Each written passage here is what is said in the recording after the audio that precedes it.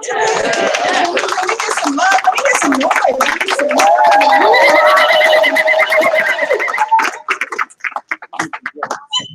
This is family, as I say, and Dr. Teresa Washington, from the moment that I laid my eyes on any of her books, and then when I met her, our spirits connected. We're both criers. We the first time we ever met in person, we cried together and hugged each other, right? Because the spirit, it was actually at the when the Oni of Ife, the new Oni, came to visit Howard University. She and I both spoke there. And it was our first time meeting, and when I tell you, our eyes just locked, and spirit just came through, and we both just melted into each other. And her little girl just came and hugged, and they're just both so full of love. Aside from the love, she is a prolific scholar who has written books including Age, The Manifestations of, The Architects of Existence, The Manifestations of Masculine Magnificence. She do the titles, y'all. She does the titles. An Appeal to Action, which is what she's going to speak a little bit about today, and talking about how our traditions can help us to move forward, because that's what this is all about. We can look. We have to glance back. This is what I always say. You know, Sankofa is to glance back. Right? You can't drive looking back. You're going to crash into something. You just glance back to see if something's gaining on you. You glance back to see if something's in your way. But you keep looking and moving forward. And so I am so honored and blessed to have the privilege of welcoming her to be with us today and to speak a little bit about how our traditions can spur us into action. So please welcome Dr. Teresa N. Washington.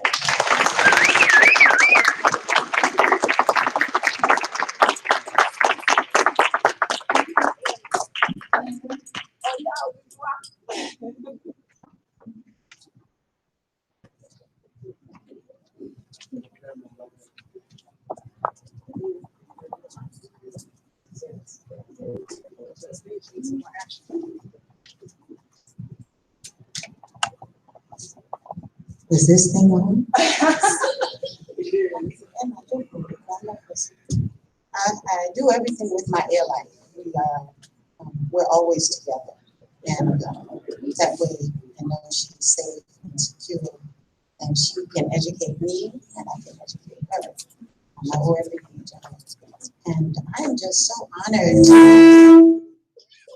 That's okay. I'm so honored to be here. I'm filled with love and joy. Can you move the microphone a little closer to your mouth? Sure. How is that? Better. Okay.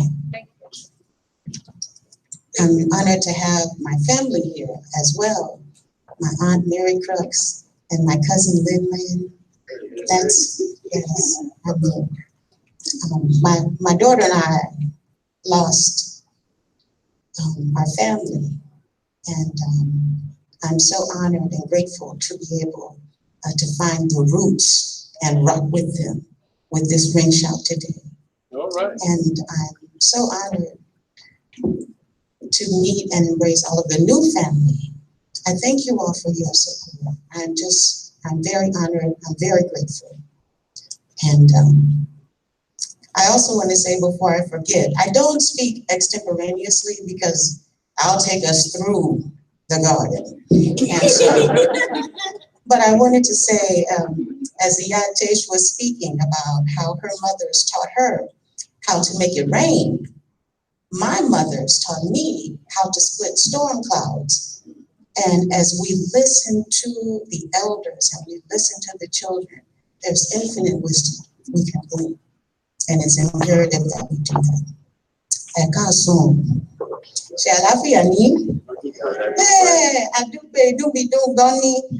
I am delighted and honored to be presenting the afternoon keynote at the African and Diasporic Religious Studies Association Symposium.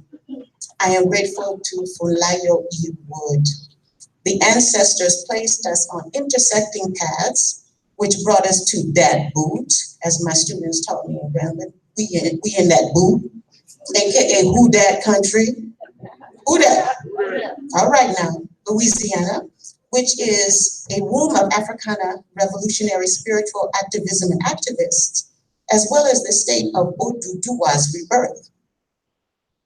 Funlayo is a true Omoluabi, and they are hard to find in this era. Omoluabi is the quintessential person, one who truly embodies Iwakwele. Funlayo embraces, supports, empowers, and uplifts everyone she can. And Ese Ifa sings that it is Iwa, character, that we are all searching for. We find impeccable Iwa and boundless joy in Funlayo. Roots, rocks, and rain shouts is the theme of this symposium, and it has deep significance. In this era of grandiose exhibitions of excess and shameless shakara, the fundamental elements of empowerment are easily and often overlooked. But roots, rocks, and ring shouts provide us with all we need to thrive. With roots, we create ogun, medicine necessary to heal ourselves and debilitate our foes. The roots that can fashion protective homes for the soul, and those that can be planted in the ground to facilitate the digging of an oppressor's grave, are waiting beneath the soles of our feet, charging every step we take and sparking with every ring shout shuffle. The ring shout, the juba of self, soul, and survival that our ancestors traced upon the earth with feet that move like Dambala rides, is a gateway to enter and commune with the cosmos. Our ancestors understood the relationship of the earth to the cosmos. So when they declared, I got a home in that rock, their meanings were many. Bedrock provides the surest foundation for our homes. Rocks contain essential minerals for our well-being, and rocks were ammunition that our enslaved ancestors, like Esteban Montejo of Cuba, hurled at their wretched enslavers as they ran to freedom. Our ancestors also used the ancient, understated ashe of stones to introduce the Orisha to this land so that they could join us in the curvilinear work of liberation and revelation. Consecrated rocks powered Eshu's directives while he hid in Lazarus' riddled shell. Shango's thunderstones, veiled by Santa Barbara's skirts, struck oppressors' heads with pinpoint accuracy, while Oya's lightning bolts razed plantations to the ground. Our ancestors felt the clang of Ogun's red-hot iron being shaped and sharpened on the whetstone for his son, Nat Turner, who undertook some of this world's most important work. The waves born in the seafloor that is Yemoja's contracting and expanding womb welcomed the bodies and bones of millions of our ancestors who made the Ethiopic Ocean their home by choice and by force. While they were being rocked and rolled days from death in the Middle Passage, our ancestors not only paid their dues, but they paid ours too. And they chose to give birth to us and ensure our existence because they knew our true identities. We have survived atrocities that would have killed any other people. And here we are, shining like the suns we are, glowing like the gods we are. Even though many of our ancestors had little more than roots, rocks, and ring shouts to bequeath us, we grew strong and infinitely resourceful because with our inheritance, we are eternally equipped for anything. With our roots, we literally have a world full of medicine, science, and technology.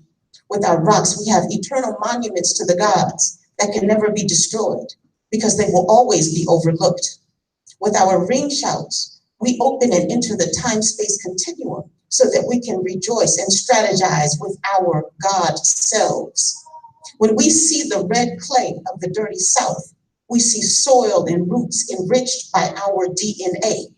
That mud ain't red for nothing. That red is the blood we've been shedding since 1526, when the first Africans were dragged to this land in shackles by an enslaver named Vasquez de Ayllón. In 1526, we started the most important compilation in this world. And this work, with a capital W, grew in knowledge as more Africans were introduced to the bosom of Babylon. The work of which I speak is the compilation of every African wisdom system we brought with us from Africa, from Medinetter to Nsibidi, from Yame to Nkulukulu, from Kindoki to Gwiti, from Ifa to Afa, from Vodun to Voodoo, from Ajay to Ajalapa. Right here in this land, we massaged every skill, medicine, writing system, philosophy, proverb, incantation, mathematical formula, and scientific compound we knew to create the force humbly known as hoodoo. Hoodoo, also known as roots and the work, is perhaps the only spiritual system that is born of resistance to oppression.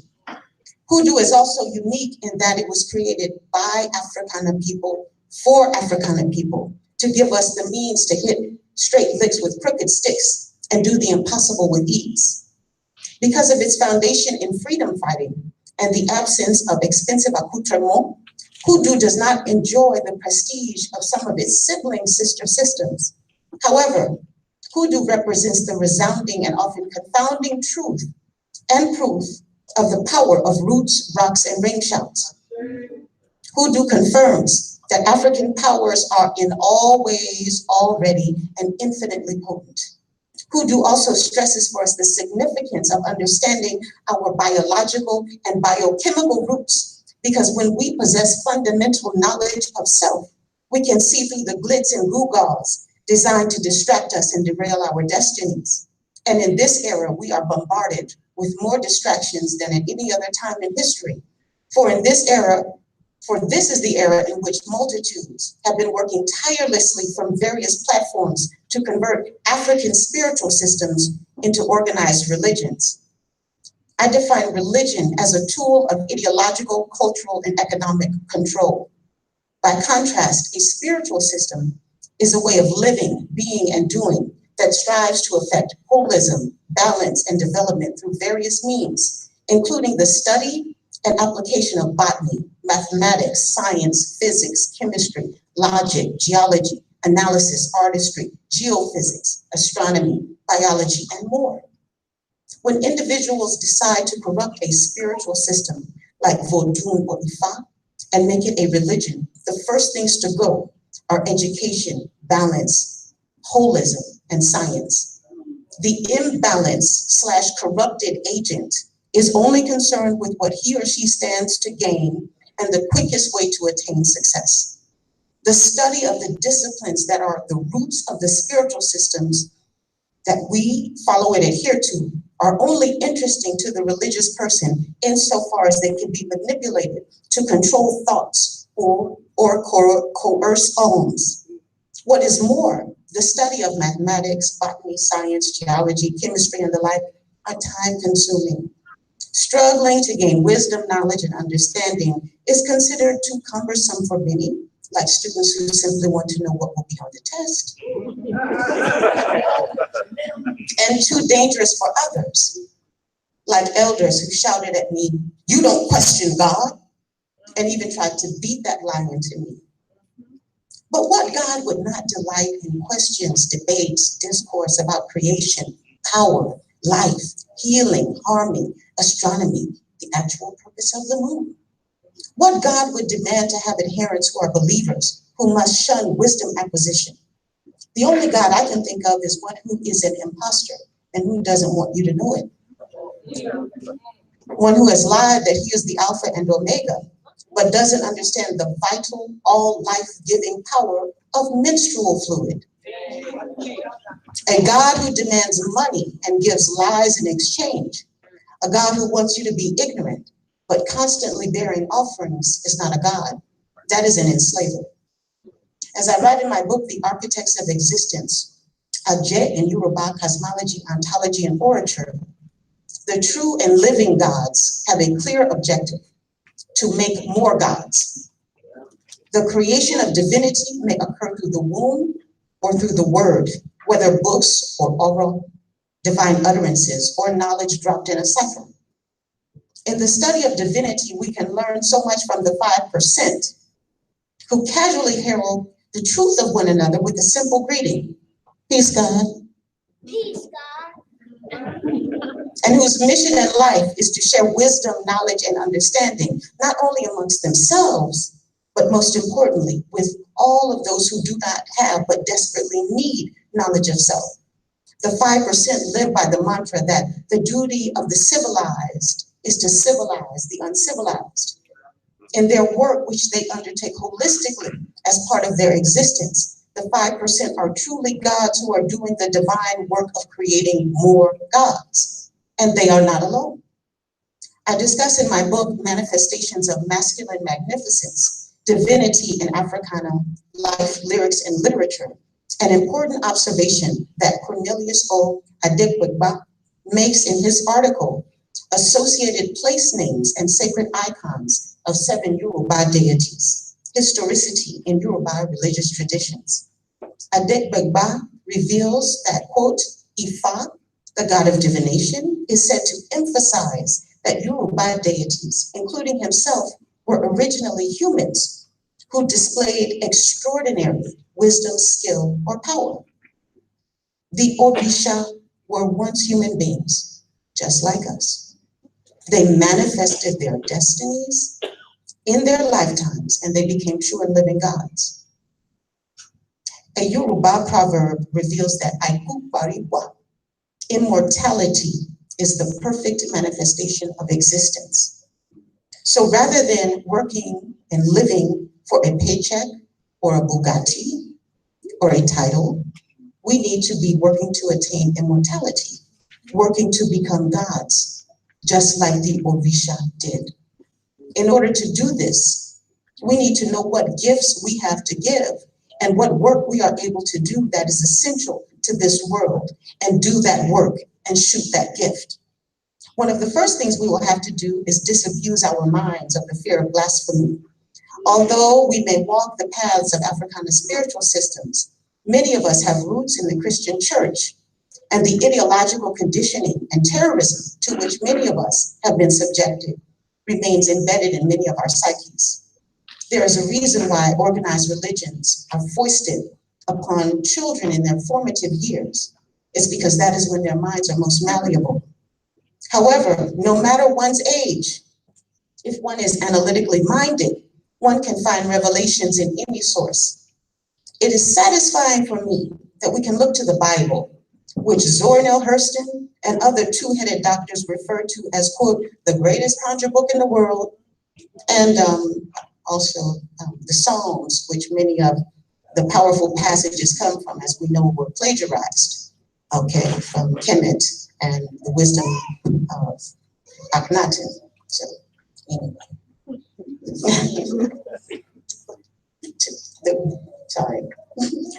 The greatest conjure book in the world to better understand our divinity. The Bible makes it clear that there are many gods, and the many include you. Psalms 82:6 asserts, ye are gods. While divinity is your identity, without knowledge of self and the courage to manifest your divinity, you will die like men. Later in John 10:34, when certain patriarchs were preparing to stone Jesus for claiming to be the Son of God and at one with God, Jesus reminds the patriarchs, is it not written in your law, I said, ye are gods? With this reminder, Jesus' persecutors are faced with a dilemma. Rather than attacking Jesus for manifesting his divinity, Jesus' reminder of Psalms 82:6 challenges them to show and prove, if at all, how they've been manifesting their divinity. The patriarchs, like many worshipers, miss the point, and the point is easily missed because there is nothing more convenient than putting all of your responsibilities on the shoulders of someone or something else, even if that thing or person does not exist. Indeed, the absence of actual facts is why belief is crucial to organized religion. However, as Samuel Okweola confirms in his article, The Divine Nature of Yoruba System of Thought, belief is not an aspect of Yoruba spirituality. It is rooted in wisdom, knowledge, and understanding. One need not believe in Shongo to get acquainted with one of his thunderstorms.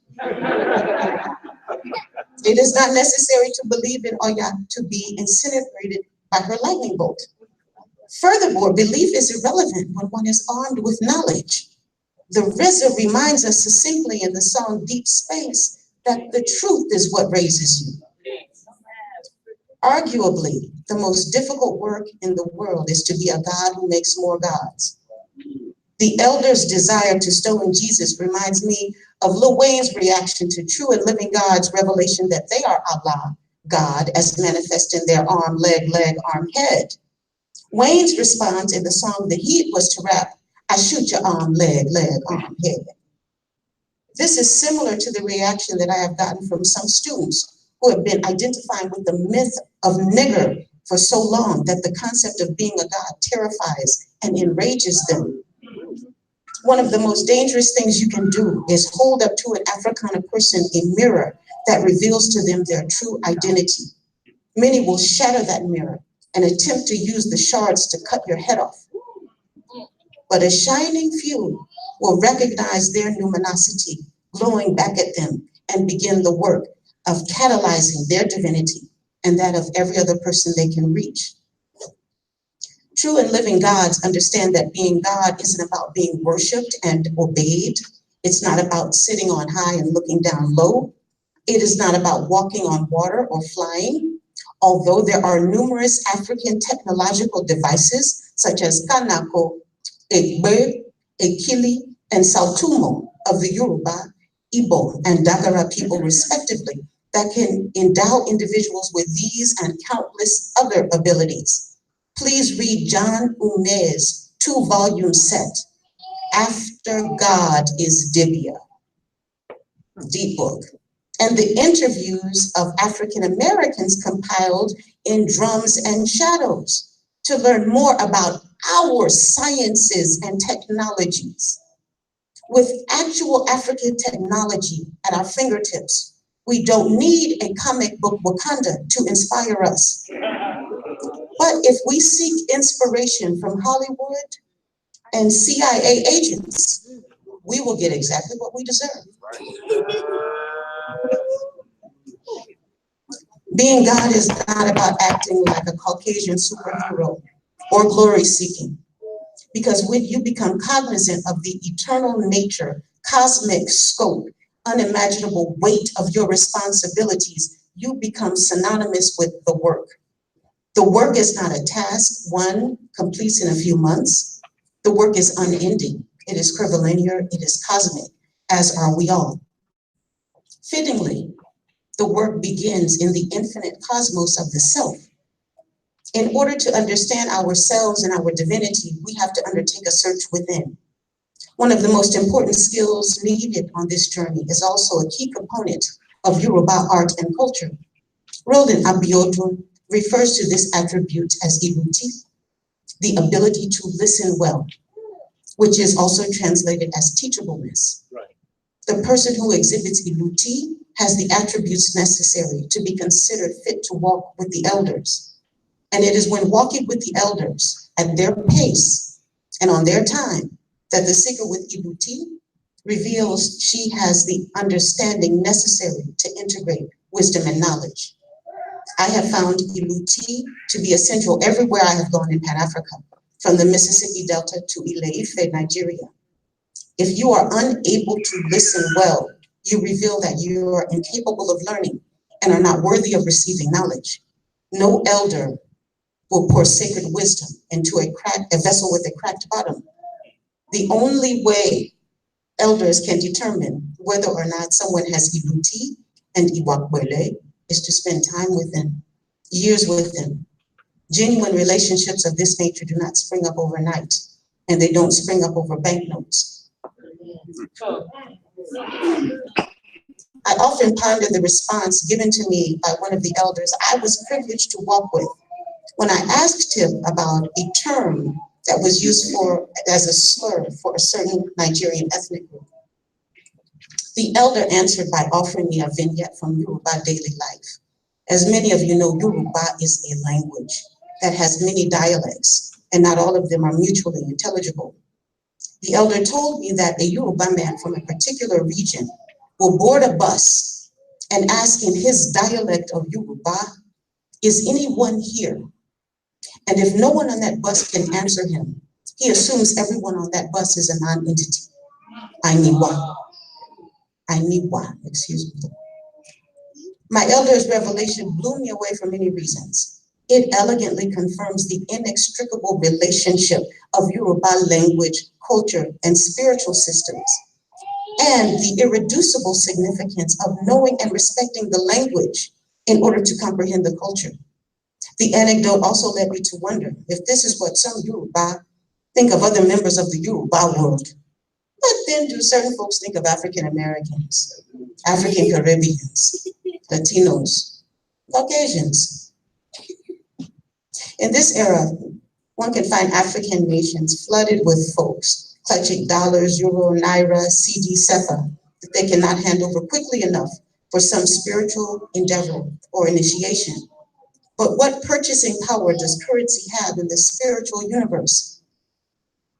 It is important to compare the ways that we have been introduced to and are processing and negotiating Africana spiritual systems today with the way our ancestors lived them.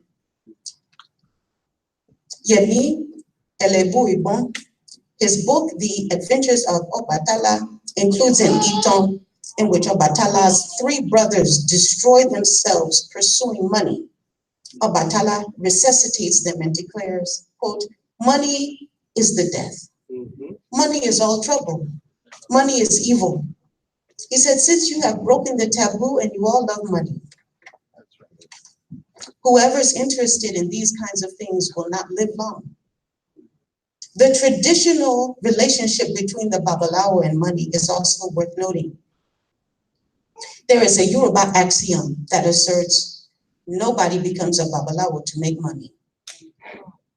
And in Olodumare, God in Yoruba belief, Bolaji Idowu describes the characteristics of a true Babalawo and his relationship to money. Quote, "It is laid down that a Babalawo must not abuse his office in any way. No Babalawo should use his position to enrich himself in any way. He must not refuse anybody's service on account of money. If the person is too poor to pay the customary pittance for divination, the Babalawo must divine for him free of charge. Or if the person cannot afford the prescribed sacrifice, the Babalawo must take whatever he can afford and translate the will for the deed." It seems, in fact, that the Babalawo is under a vow of poverty to spend himself in the service of the community, making just enough to keep himself, his real reward being in the service of Orubila. Now that materialism is the order of the day, however, this sacred injunction is largely disregarded. And there are many who appear not to know it at all. Charlatans abound, end quote.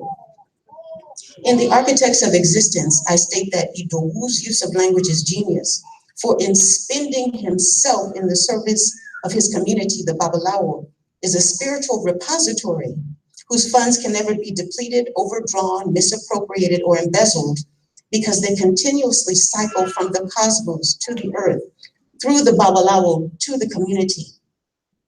Throughout the historical Pan-African world, we find spirit work existing in a plane that is beyond economic concerns. P.A. Bayer's article, Divination Among the Lobi of Burkina Faso, also describes the Babalawo as spending himself in the community. Quote, "The diviner earns practically nothing for his divinatory services. He receives 5 cowries, about half a cent, per consultation when he divines at home, and 20 cowries at another location chosen by the client. Furthermore, a diviner enjoys neither high social status nor any particular privileges. He gains prestige only if his divination is particularly good."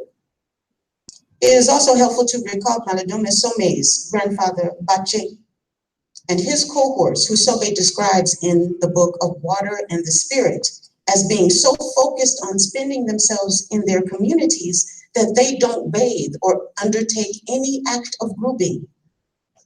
The funk that these elders emit is overwhelming, and it is the utmost honor to have the tea sufficient to be embraced by them.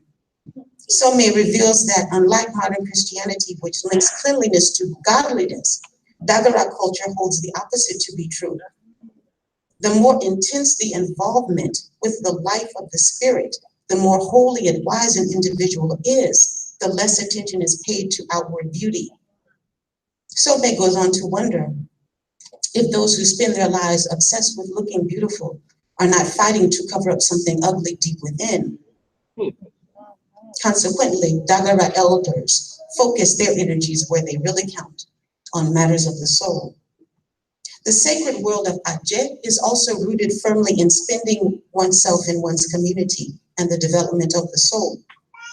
Toyin Falola's memoir, A Mouth Sweeter Than Salt, offers the reader a portrait of Iyalode, whose name means the mother who has rats and fish. Not the mother with the biggest beeves, or the grandest boo-boo, or the most Bugattis, or the biggest bungalow, but rats and fish. Because those humble animals symbolize her unlimited medicinal knowledge, the scope of her medicine chest, and her sphere of influence, which encompasses land and sea. In the architects of existence, I note that Iyalequeleja's God does not demand specific types of gin or cigars or certain denominations of currency. The needs of Orisha Iyalequeleja are as humble as those of Iyalequeleja herself, because neither are self-interested capitalists who are thrilled by glitzy gewgaws or ego-building tributes. In fact, Iyalequeleja offers a riveting portrait of a true and living God dwelling amongst mortals. And she differs from many of the recorded portrayals of Orisha and rulers in that she has no interest in wealth, ego, prestige, spouses, or glory. Iyalequeleja's clothing is solely what is sufficient to cover her body. She probably offers her God more food than she feeds herself. Iyalequeleja does not adorn herself in sumptuous robes or station herself on golden thrones. She does not organize expensive initiations or charge a cow or its equivalent in exchange for information, and that does happen. I believe I'm quoting Iyate correctly when she talked about some of the shit that we have been immersed in. That's a direct quote from my elder. Iyalequeleja is quite simply the truth, and the truth, like the bounty and wisdom of the earth, is free.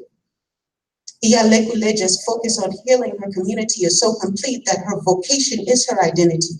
She does not have lengthy titles of honor or respect. She does not proselytize or preach. She does not stand on the necks of others so that she can appear to be taller than she is. She simply harmonizes and harnesses the powers of the earth. Although she is shunned by many, those with open oju inu know her power. Falola, for example, does what no one else dares or cares to do. Sit in her shop and observe her as she works. The bond between Iyalequeleja and Falola develops to the point that when his actions threaten not only their relationship, but their lives and the lives of others, Iyalequeleja reveals the potency of the medicines in her Ibadu. Falola's elders hold him down and shave his head. After this, Iyalequeleja comes with a new blade, and she makes over 100 incisions in his head, and she rubs medicine into those cuts. After Falola's head is cleansed, anointed, and remolded, Iyalequeleja uses Iku, a rat, her synecdochal signifier, to mix the surest and most potent medicines. Quote, she removed her cloth and stood naked for all to see. And Iyalequeleja is probably 80, 88 years old at this time. She removed her cloth and stood naked for all to see. She moved in circles many times, uttering archaic words in rapid succession. Then she knelt over the bowl and washed her breasts and vagina into its contents, end quote. By removing her clothes and assuming the posture of Ikunle Abiyamo, Iyalequeleja opens her sacred Ibadu, her calabash of existence, her womb of life and power, and accesses her Adje and her Ashe for the benefit of Falola, who drinks her rarefied liquid power. The ritual suckling of the breasts that Roland Abiodun describes in his article, Women in Yoruba Religious Images, as a healing medicine that a mother of any age can administer to a child of any age, is expended by Iyalode, who charges the obi-ero of her breasts with the cleansing waters of her vagina and the cauterizing power of her clitoris. By drinking his medicine, Falola is effectively reborn and baptized in Iyalode. He literally tastes the mother, and as a result, he is placed under her protective auspices for life. It is important to note that Iyaleguleja's actions are performed at the request and under the watchful eyes of Falola's biological mother, grandmother, and grandfather. His progenitors know the power and guidance Iyaleguleja offers, and they know that a child can never have too many loving mothers. Indeed, it appears that even with all of the various degrees and dimensions of mother love in which Falola is steeped, the undiluted aje of the mother is essential for his safety and self-actualization. Many Westerners would describe what Iyalode does for Falola as an initiation, but it is not. It is an act of necessity. It is beyond intimate. It is completely organic, and it is devoid of synthetic adornments and objects for show. There is nothing to post, generate likes, or frame. There is only soul deep power and gifts only the gods can give. And those gifts are genetic. As Brother Jay in the song, The Jewels of Evolution raps, quote, I'm talking about the godly genes. I'm talking about the godly genes. Yes, yes, Jay, who's with me? All right. The genetic cosmic power that Iyalode possesses and uses judiciously and effectively is identical to that which enslaved Africans brought with them to the lands of oppression and enslavement and passed on to us. Listen to W.E.B. Du Bois describe the two-headed or hoodoo doctor of African America in his book, The Souls of Black Folks. Quote, he appeared early on the plantation and found his function as a healer of the sick, the interpreter of the unknown, the comforter of the sorrowing, the supernatural avenger of the wrong, and the one who rudely but picturesquely expressed the longing, disappointment, and resentment of a stolen and oppressed people. When we envision wisdom workers like Bache Iyalode and antebellum two-headed doctors, we see individuals who are so invested in their communities that money is completely irrelevant to them. Such a selfless way of life was astounding to individuals who work to commoditize everything on this earth, from the land to water to human beings. I am reminded of British anthropologist Percy Omari Talbot, who tried to buy knowledge of Nsibidi, the written language of the Egbo secret society. Talbot recalls that an Egbo elder, quote, refused point blank, though good remuneration had been offered for his services, end quote. The elder was amazed at Talbot's request and said, if I had taught him Nsibidi, he would know all of the Egbo signs and the secrets of the animals. In the early 1900s, when Talbot was researching and writing, the dispensation of sacred wisdom to a random person for money was inconceivable. In our era, the opposite appears to be the case. We must ask, when did the sacred become so cheap that anyone can buy it? Or is the sacred really being exchanged in these contemporary transactions? What has happened and is happening to our traditions? What responsibilities, if any, do we have to ourselves, to our community, to our culture? Those of us who wish to address these issues will find the answers are as unique as each questioner. As for myself, I am ecstatic that my Ori led me to question, research, seek, and write. My books are not tenure books or promotion tomes. They are curvilinear literary umbilical cords that pulsate with both my elders' wisdom and my ancestors' and my daughter's lifeblood. They contain my mother dear's tears and my mother's steadfast support and my Iya's words and worlds of wisdom. Most significantly, my books are my daughter's inheritance. This world is filled with tricks and traps. And if my daughter ever loses her way or forgets her path, all she needs to do is read these books and realign herself with her identity, destiny, and divinity. I actually wrote these books so that they would serve the same purpose for every reader, because the books came before the baby. But it's all one. This is my life work and I take it seriously. When I was 5, my father recognized me as having aura, power of the word, and he impressed upon me the importance of using my words with great care, and I endeavor to do that. My words and my works are sacred. They are not playthings for plagiarists and profiteers. My work represents me whether I am present in the flesh or not. I write for my people like Margaret Walker Alexander to ensure the circle remains unbroken. I write because I want people to do with my books what a sister named Amber Williams did for me.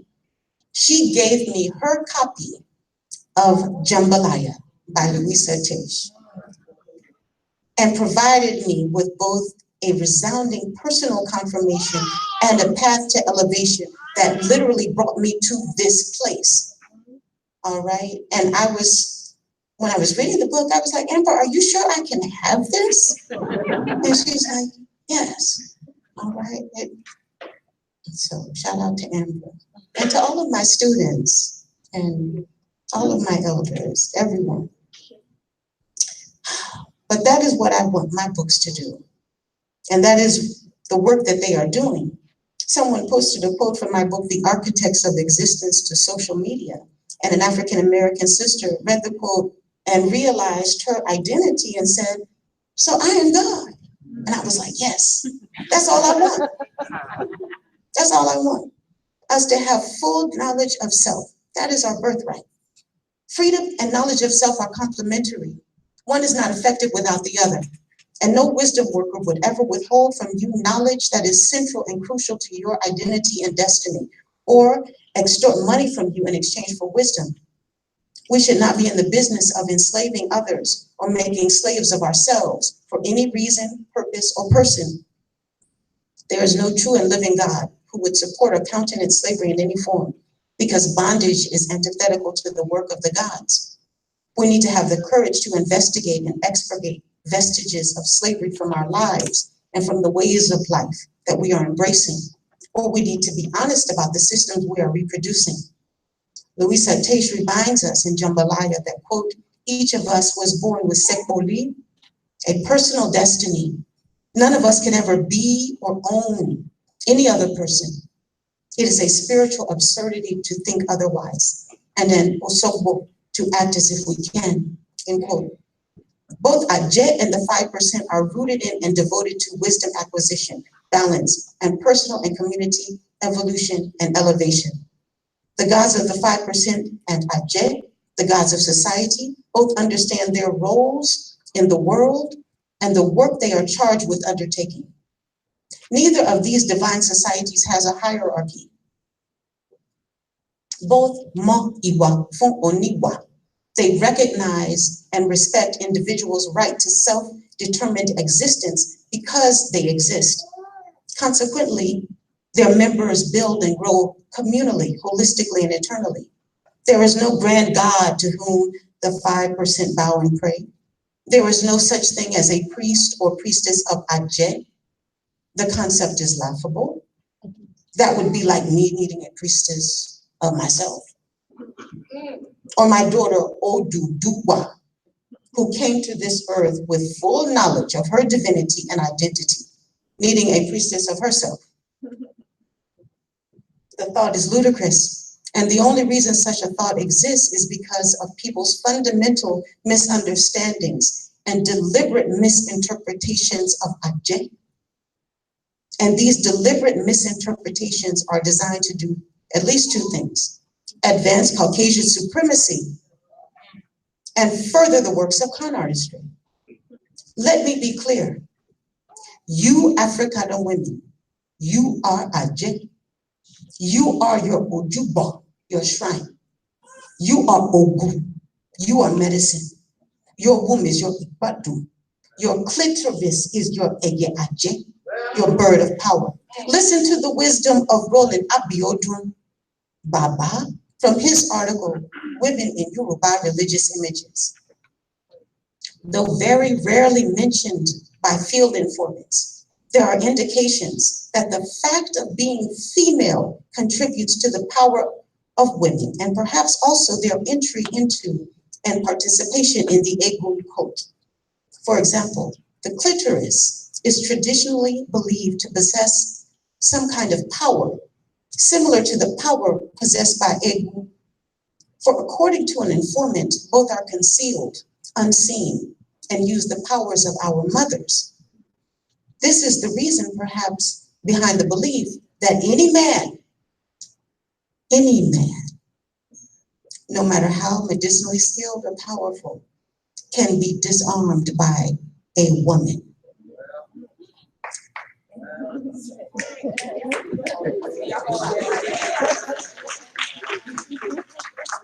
The clitoris deserves a round of applause.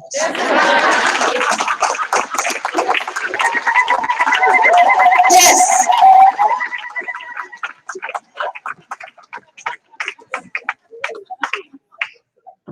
Because this information tells us why clitoridectomies are happening worldwide, including in Nigeria.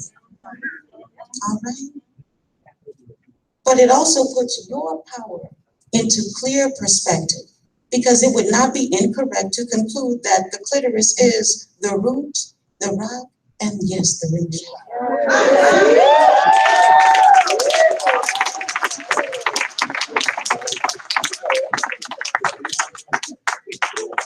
They say if you want to, I see some people are leaving, maybe the clitoris is too much. That's all right, we're gonna roll on.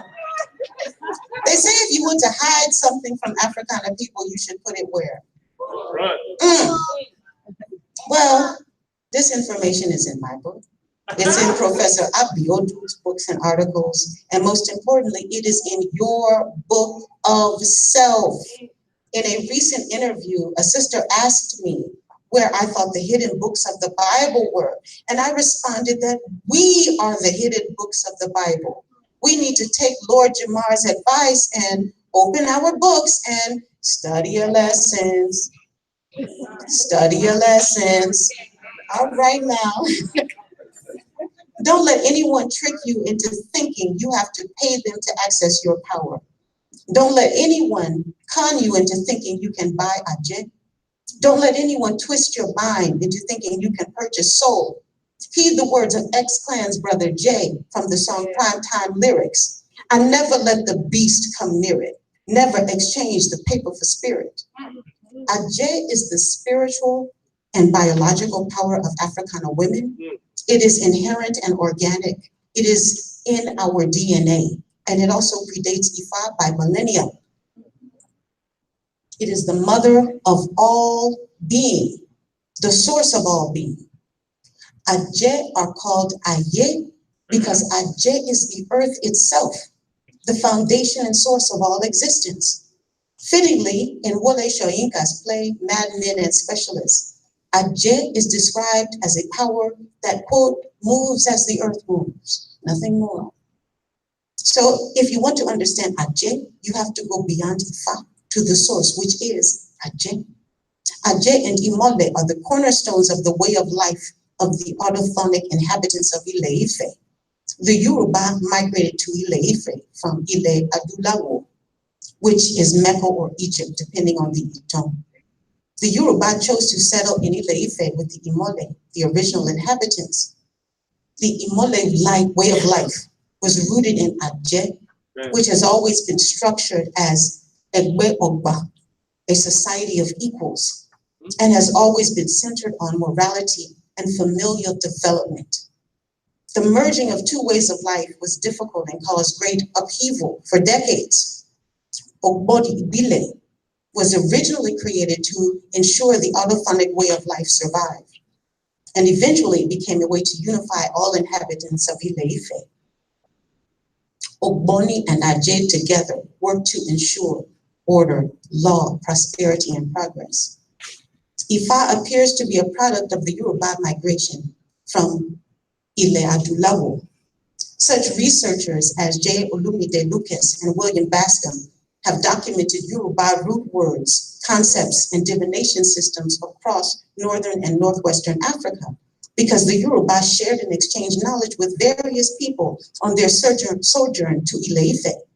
However, when they met Awoni Yawa, the Yoruba had to pause because they were encountering the true and living gods of society, to quote Henry Jules Iyalode. As I detail in The Architects of Existence, Orunmila recognizes the supremacy and significance of Ajay. He understands that without their acceptance, he, Egungun, male rulers, Osanyi, and any other male agents and agencies can accomplish nothing. Consequently, Orunmila does everything he can to find out the secret of Ajay and find a way to share in their power. After several attempts, including unsuccessful attempts to trick the mothers, Orunmila succeeds in learning how to interact with them. He becomes a son of the mothers and thrives under their protective auspices. This is the unique position that the Afrikaner man enjoys, and that is his birthright. Mother's nourishing milk, her healing and restoring waters, her infinite wisdom bolster, enrich, and support him so that he occupies the most honored and envied position in the world. This is what the mothers do for their sons. This is what Iyalode does for Toyi, Palola. She does not make him a slave to her power. She demands no money from him. She uses her power to benefit her entire community in general and to introduce Falola specifically to and immerse him in his power and glory. What about you? Are your gods preparing you to stand beside them? Are you prepared to go inside the world and cosmos of the self and understand and manifest your destiny? Bob Marley in the song Root Natty Root sings, some are leaves, some are branches. I and I are the root. Eyinko. Are you a leaf? Are you a branch or are you a root? In this world, some of us will be chopped up and used for kindling, while others will provide sanctuary for the soul. Some of us are High John the Conqueror, children of High John the Conqueror as well, while some of us are what Zora Neale Hurston described as slave ships in shoes. We have to give our identity and divinity serious thought. If not, we may find our legs being burned to warm an enslaver's body, or our heads being used as footstools for the wickeds, or our hands being used to shuffle some con artist's cards. We may find our souls positioned as sacrifices on a thief's altar to deception. If we are tapping our roots and at home in our rocks and reconstructing physics in our ring shouts, we cannot be misled. We cannot be slaves to anyone or thing when we understand that our dues were paid centuries ago. Taste the salt of the Ethiopic and know for yourself. Smell the blood in that red mud that flowed from our lynched kin. In Africa, Caucasians created factories where they struggled to turn human beings into slaves.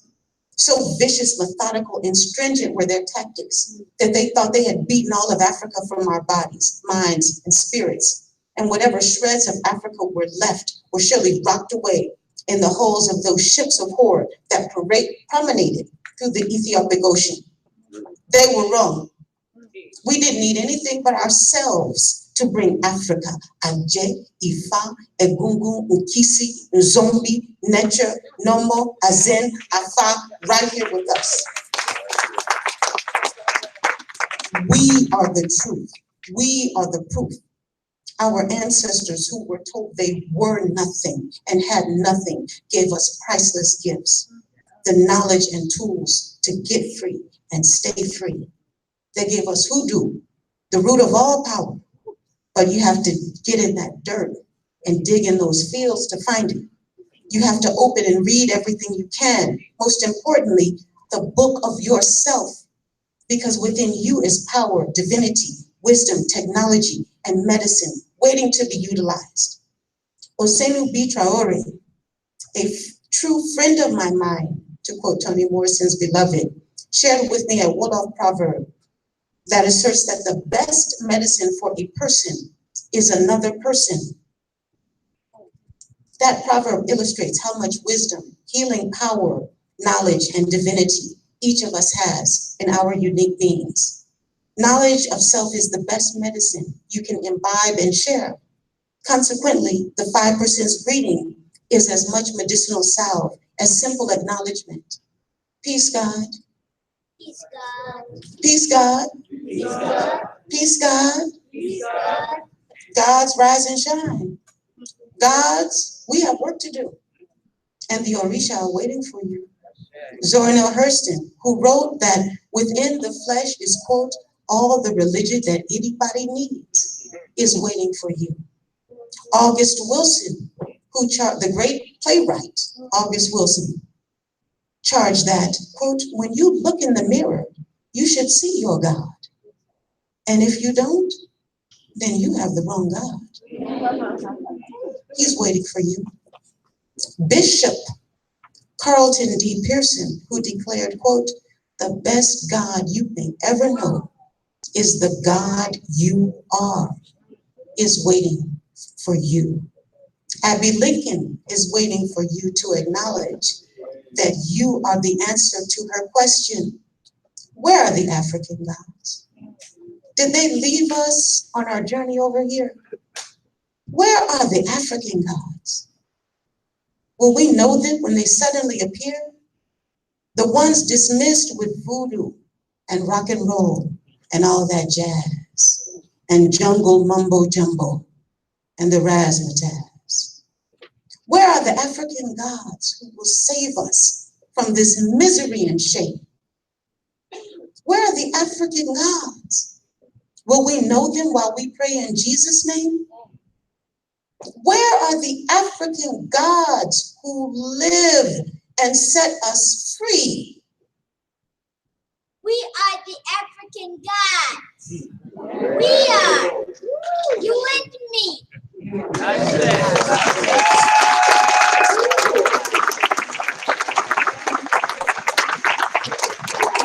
Rise to our feet and give our sister a round of applause for that. Yes.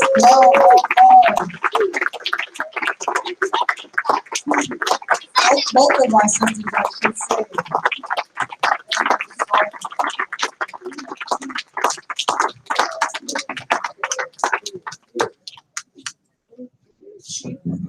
I told y'all, I don't know if y'all was ready, but this woman right here, scholar extraordinaire, spirit, I mean, I don't have to say anything. She said everything is, woo! All right, I'm full, I'm touched, yes. That's sacred percussion. So we are now in our fashion a little bit behind. So we're just gonna take like 5 minutes, stretch your legs. There's some bottled water in the back and some cookies. Just grab a bottle of water, a cookie or two, and come back to your seats. And I'm gonna ask Dr. Castor, Dr. Beliso-de, and Sister McCreary to come to the stage, please.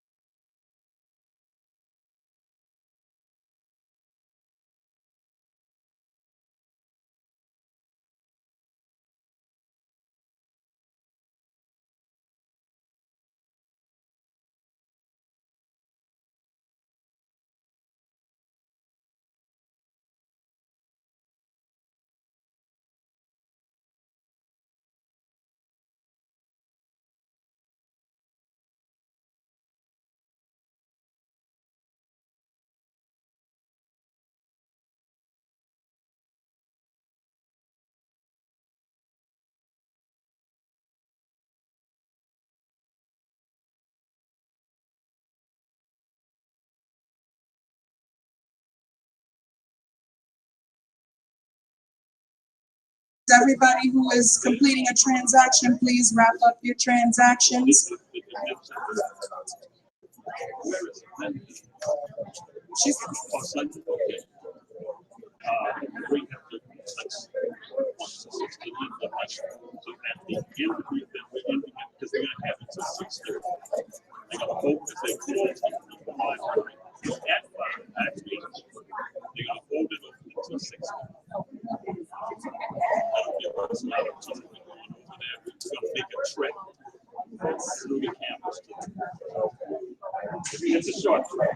All right. So if I can get everyone to just lower their voices a little bit as you finish what you're doing, I want to make an announcement and say that our brother, Dr. Robertson, has come through for us once again in that, as I mentioned earlier, the SUNO here has the largest collection of Congo artifacts in the region. And very graciously, the library where those artifacts are being kept has offered to stay open late for us to go and see those artifacts. So as soon as we're trying to keep it, so I'm gonna ask everybody to start making their way back to their seats so that we can stay on target, because they're keeping it open for us, which means that right at 5:15, we'll need to be headed over there, okay? For anybody who wants to accompany, we will follow Miss Linda. Miss Linda in the back, please raise your hand. Miss Linda. Oh, yes, that's Miss Linda at the registration table in the back. So we're gonna follow her over for everybody who would like to go right after, okay? And we can have this locked up if the vendors wanna come. We'll work something out so you don't have to pack all your stuff up so quick. All right, so everybody please start making your way back to your seats. And grab a bottle of water if you need it.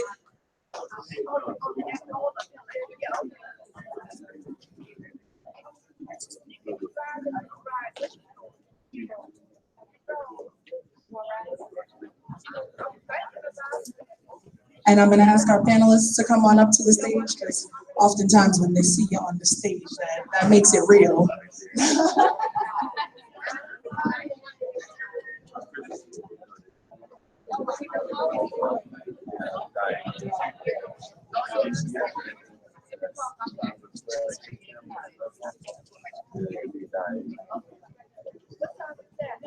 I feel like I need to sing the song that Yeyefini taught me as we transition, and those who know it can sing along. Wole wa egungun, wole wa, wole wa egungun, wole wa, wole wa egungun, wole wa. Oh, wole wa, egungun, wole wa, egungun, wole wa, egungun, wole wa. Oh, wole wa. Ejo, everybody, please, ejo, go. Please come and take your seats. The vendors will not run away, I promise. They want your money, they will stay. But more so than your money, they want your exchange and your energy and all of that. It's not about the money, it's about, it is about the money. We need money to live. And I appreciate all of that.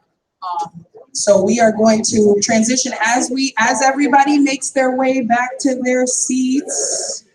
I would also like to mention, Yeyefini asked me to mention this coloring book that she's selling, which is called Spirit Revealing Color Healing. And within the book, there are many of these images that you can color. And on top of that, she actually has a website where you can upload your images, and she has a gallery of people from around the country and world who have colored these pages, which is such a beautiful thing and another way to continue building community. So if, this is it's not for the kids, right? It can be for the kids, but I love to color. So, and if you like to color or like to enjoy that kind of healing, we will, Yeye has these and would love for you to experience this. All right, we are going to get started, so please come and take your seats.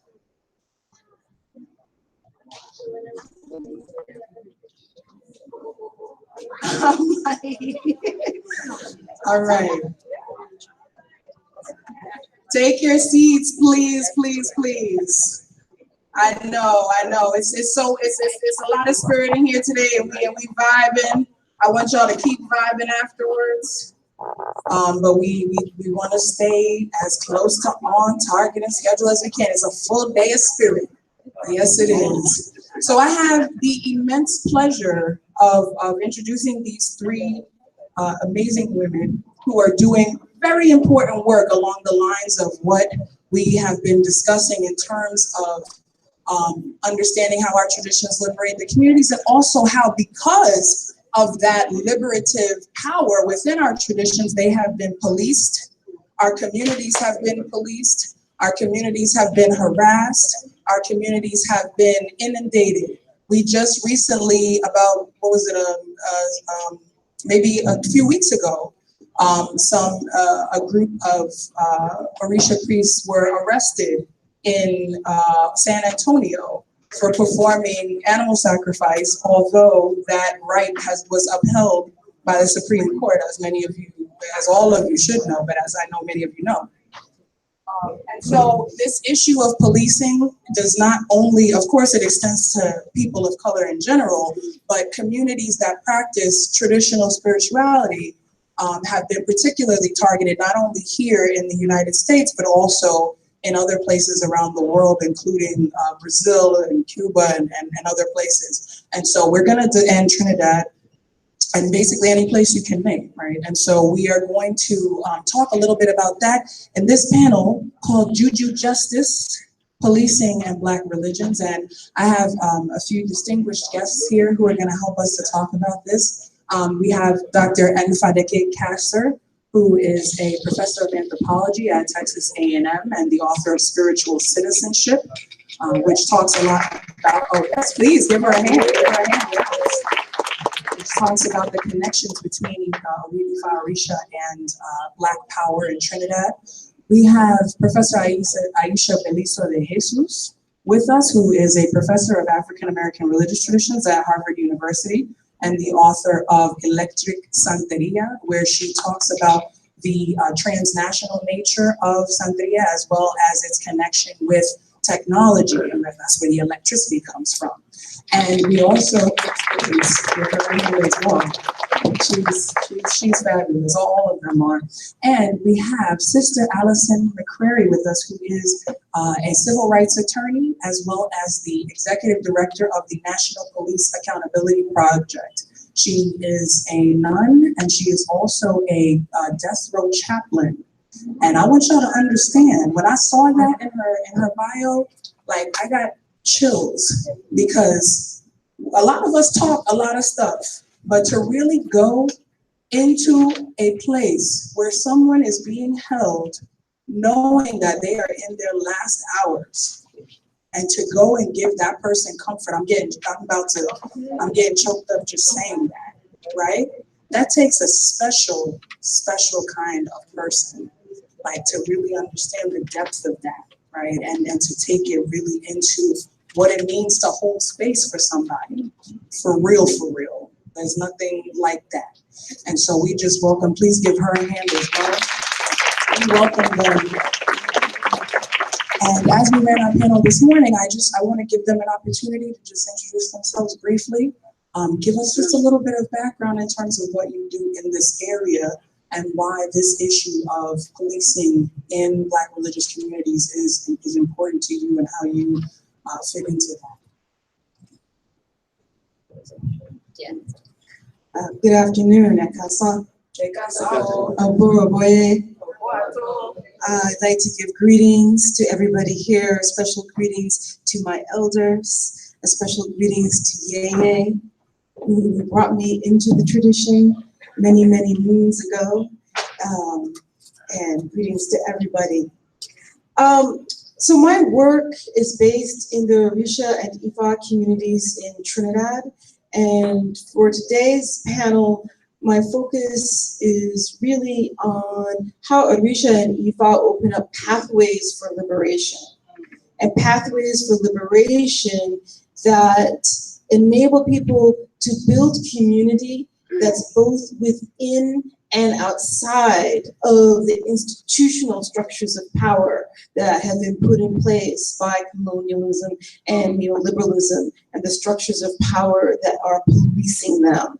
So there is a dialectical move where you are both living within society, but you are drawing on bodies of knowledge that come outside of Eurocentric norms, that are grounded in the African spiritual systems and the African knowledge systems that we've heard so much about here today. And that drawing from that strength, you can build institutions in your community in a way that empower, in a way that liberate, in a way that protect and strengthen, and can be a source of strength against intrusive and oppressive policing. And this is something that I'm examining both within the context of Trinidad, within the wider African diaspora, and in a new project that I'm looking on at social justice and African spirituality in America. First of all, I just want to thank you, Funlayo, and everybody here for this amazing conference. It's been such an inspiring day, and I mean, just following the wonderful keynotes earlier, and I mean, I'm sorry we're having to talk about the negative things right now, but I think that the powers that have been invoked today are present. I certainly know they're present here with me. I feel them, and I want to start with that. Bendición. Gracias. And yeah. So I come from the, my background is born and raised in Afro-Cuban religions in the US, and growing up with the criminalizing of our practices daily, both by institutions, you know, going to school, being afraid to go to school, and, you know, being treated differently because my parents were white, or I wore white, or I had head wraps on, or, you know, what are those funny glasses of water? Why do you have, you know, bringing people over to your house and having, you know, people possessed and, you know, things like that, and having this sort of always consistent gaze upon the practices that for me were comfortable, familiar, and strengthening, and seen as evil or wicked or demonizing. And that goes all across the board, from, you know, television shows to literature, you know, and the way that they're invoked, the way that they're seen, and particularly how they're policed. So my longer journey of going into anthropology really was about trying to figure out why a lot of the sort of negative depictions that were produced about these practices were always produced from certain disciplines. And I wanted to come to those disciplines and rewrite the ways in which we were being written about. Now, through this process of doing research for my first book, I witnessed the kind of pervasive policing and criminalizing of African diaspora practices from a number of range of different scenarios. I witnessed young Yawos who are, you know, in their year of whites being criminalized by the teachers at their children's schools, being accused of, you know, of poisoning their children, particularly in you know, the New York and in New Jersey.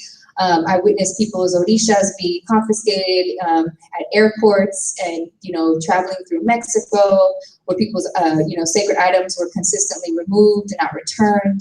And these were things that you would, you know, spend days and days trying to figure out where your items were, couldn't get them back. I witnessed SWAT teams surrounding ceremonies, arresting people like we just saw in San Antonio.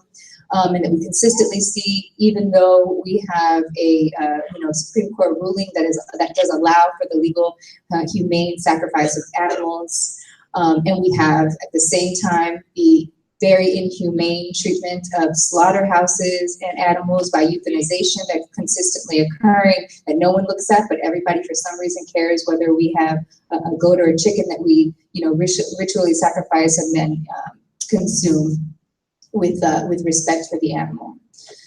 So these questions became something that I did not address in my first book, partially because I didn't want the book to focus on that component, because that's already been such a fetishized sort of dynamic that people see the religion as just about the sacrifice, or just about the animals, or just about the killing. But because it kept coming up over and over again, I wanted to think about the ways in which, as an anthropologist, as a professor, I could be useful. I could be, the work that I could do could actually make an intervention. And so I began to do research on the policing of African diaspora religions by looking at how police were actually not properly trained on how to deal with racialized religions. So for the past, I don't know, maybe since 2003, since 2006, I started doing interviews with some of the people that I've been working with who were police practitioners. So both practitioners of Ifa, Bodun, or Ocha, or Lukumi, and also police, but often doing so in a way that was clandestine, right? So that they wouldn't be, seen by the force as ulterior. And through discussions with them, I ended up doing a whole larger research project where I've been doing ethnography on police. So I've done ride-alongs in several different cities. I've looked at I have interviewed police officers, and I've also discussed with practitioners their opinions on how we might start having real conversations where respect for Black traditions, or respect for religions can happen in a way that we don't see these incidents, right? And so I'll talk a little bit more about that, but I want to just, I think for me what's important is like thinking with each different community, and because of the ways in which policing is already such a sort of disturbing everyday form of violence enacted upon Black and brown bodies, through pervasive white supremacy. We have to think about the kind of layers that trickle down. And so part of my work is really is being able to help people in the community that engage in rituals and that should be able to practice in the way without having disruptions. And also thinking about how the resources of making resources available to be able to properly train police officers is something that needs to be engaged in a thoughtful manner. And so it's kind of the dual side of those conversations. Thank you all for allowing me in this space. It's a real privilege and an honor to be here. As someone who looks like me, as a Catholic nun, I thank you for allowing me to walk up the stairs into this building and to be in this room with you, and much more to share this stage. And I hope to always be a good learner, as Dr. Washington said, to continue listening and learning from all of you in this room, as many of you who live here in New Orleans that I know have taught me a lot. So thank you. I come here today. My official role is as the executive director for the National Police Accountability Project. I do that work here from New Orleans, but we have 600 attorneys in all different states who focus full time on suing the police, prisons, and jails for misconduct and for civil rights abuses. And so that's a resource, and I can share more about that. But I come here also, I got into cultural rights work and looking at international human rights law and cultural rights under that. My mother's family is on the Cherokee Reservation in North Carolina, the Eastern Band of the Cherokee, and seeing how our traditions are dying out and what is necessary to protect them, and getting interested in cultural rights work through that. Here in New Orleans, it's been a privilege to learn and listen for the past 14 years in doing work with the community here, representing the New Orleans Mardi Gras Indian Council and several of our Mardi Gras Indian tribes, working on copywriting of Indian suits to protect people from profiting from the images of the Mardi Gras Indians, working on challenging and changing placing practices and policies that criminalize traditions in this city. So Ina and Mikhail and others here were part of our struggle to keep St. Augustine Church open, which was the first Black Catholic church in the United States, and one that really well, since it was founded, has well integrated many of the African traditions into the liturgy. And so protecting sacred space like that, along with public spaces, with the Congo Square Preservation Society, which Mama Sula and Baba Marcus and Freddie Evans and others served on, and getting to learn from Mama Jamila and Baba Luther through working to preserve that sacred space over the years. A lot of my work looks at policies and things like the comprehensive zoning ordinances for cities that limit access to public space where a lot of traditions are practiced, and looking again, like Aisha, on policing trainings and supervision and what is being taught in the academies and what are the police being taught in terms of how to respect and protect cultural traditions rather than criminalize them.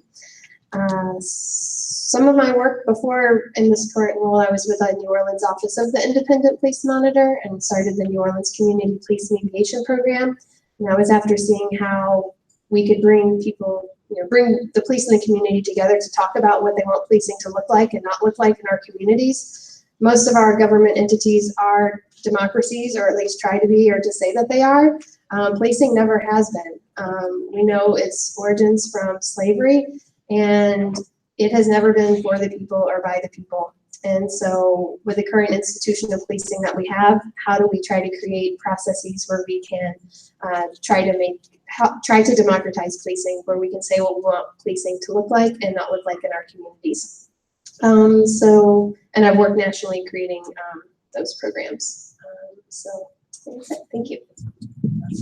Thank you so much for that, for the important work that all of you are doing. And I wanted to just pose the question of what do you feel has been the biggest? I know there's a lot, as you said, that is wrong. What is one thing that each of you can point to that is in that fashion that Dr. Castor talked about, that is lucrative? What are those major moves, or what is the biggest positive bound you could see being made if I know it's hard sometimes, because for every step forward it seems like there's 2 steps back at times, but what's something that has inspired you as you've done this work, A, to keep doing it, and B, that has made you feel that perhaps we may be able to turn the corner with some of this? Hello. Yeah, I think something that has inspired me has been the ways in which our practices are so creative and useful. So one of the things I've been writing about has been the kind of practitioners' own ways of mobilizing in terms of ritual activism, strategically targeting both systemic white supremacy. For instance, the hexing of Donald Trump has been a big thing that I'm documenting, and I'm talking about actual, practices across different diasporic traditions where people are targeting and mobilizing together as a community. And we've seen this happen a few times over in history, but it's especially kind of inspiring, I guess, to see this type of mobilization. And one in particular was after Hurricane Maria.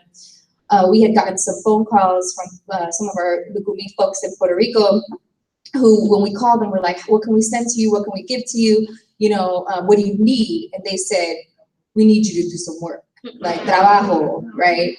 And immediately, like 15 people collaborated, a goat was given to a goon, and the next day the Jones Act was lifted. And I don't know if you guys were following it, but at the time, Donald Trump was refusing to lift the Jones Act, which he always lists in times of hurricanes, but was refusing to. It was genocide, and it was horrific. People are and still are in real dire needs in Puerto Rico, but we needed to get real supplies in, and we didn't know what to do because we couldn't even send money. Like, I was like, can I send money in the ATM? And they were like, no, go to the Ocha. And so we all mobilized, and it was this beautiful, act to Chibiriki stood up, Ogun Chibiriki stood up for that. And so that was really inspiring in terms of Juju justice, and ritual activism. And then the other thing that's kind of inspiring, although the San Antonio stuff is not so inspiring, but what's kind of inspiring is so far, knock on wood, the police communities or the agencies that I've actually spoken to have been surprisingly welcoming of the idea of being trained properly. they've been like, oh, well, we know we keep messing up, but there's something about, you know, obviously there's like an embedded history of racism that is going to continue, right? Particularly with this administration, but really just historically, that's sort of difficult to counter, because I think there's been a lot of moves that was made around, particularly Obama's, you know, 21st century policing that was trying to sort of shift certain practices that have now are being closed down and shut down. So that's not inspiring. But the Juju justice and the bruhexing of the Afro-Latinx crews, that was inspiring for me. That's inspiring to me too. I want to co-sign on the Juju justice as inspiring, right? And I think about it and talk about it in terms of spiritual praxis, right? And bringing to bear spiritual technology on our real life, everyday problems, not only at an individual level, but at a community level, right? And I have seen this work in Trinidad, and that inspires me. The ways in which they are reaching out to different communities. And I can think of 2 examples. For one, there is a ceremony, there's an Orisha called Ashewele, which is the Orisha of lost travelers. And in Trinidad, they have been establishing shrines to Ashewele to elevate the spirits of those who died in the slave trade and in slavery without the proper burial rites, so that their spirits were not as rest, so that there was unrest and disturbance. And this is the idea of addressing some of the spiritual disruption that make communities vulnerable, right? And paying respect to the ancestors, not only to the elevated ancestors, which we talk about so much through Egungun, but to elevating ancestors that need that elevation, and remembering them and talking with them and bringing them back. That's the cover of my book, is from the establishment of an Ashewele shrine. And this is part of a larger move to build these shrines across the diaspora, across the Atlantic, right? So there are plans to establish a shrine in Nigeria, in Badagry, which is one of the major slave ports, right? And then to make a network of these shrines. So that kind of spiritual technology and that responsibility for not only leaving the world a better place for those who come after us, but making it a better place for those who came before us. I find inspiration in that. And then another example along the lines of Juju justice is social media has been both is a double-edged sword, right?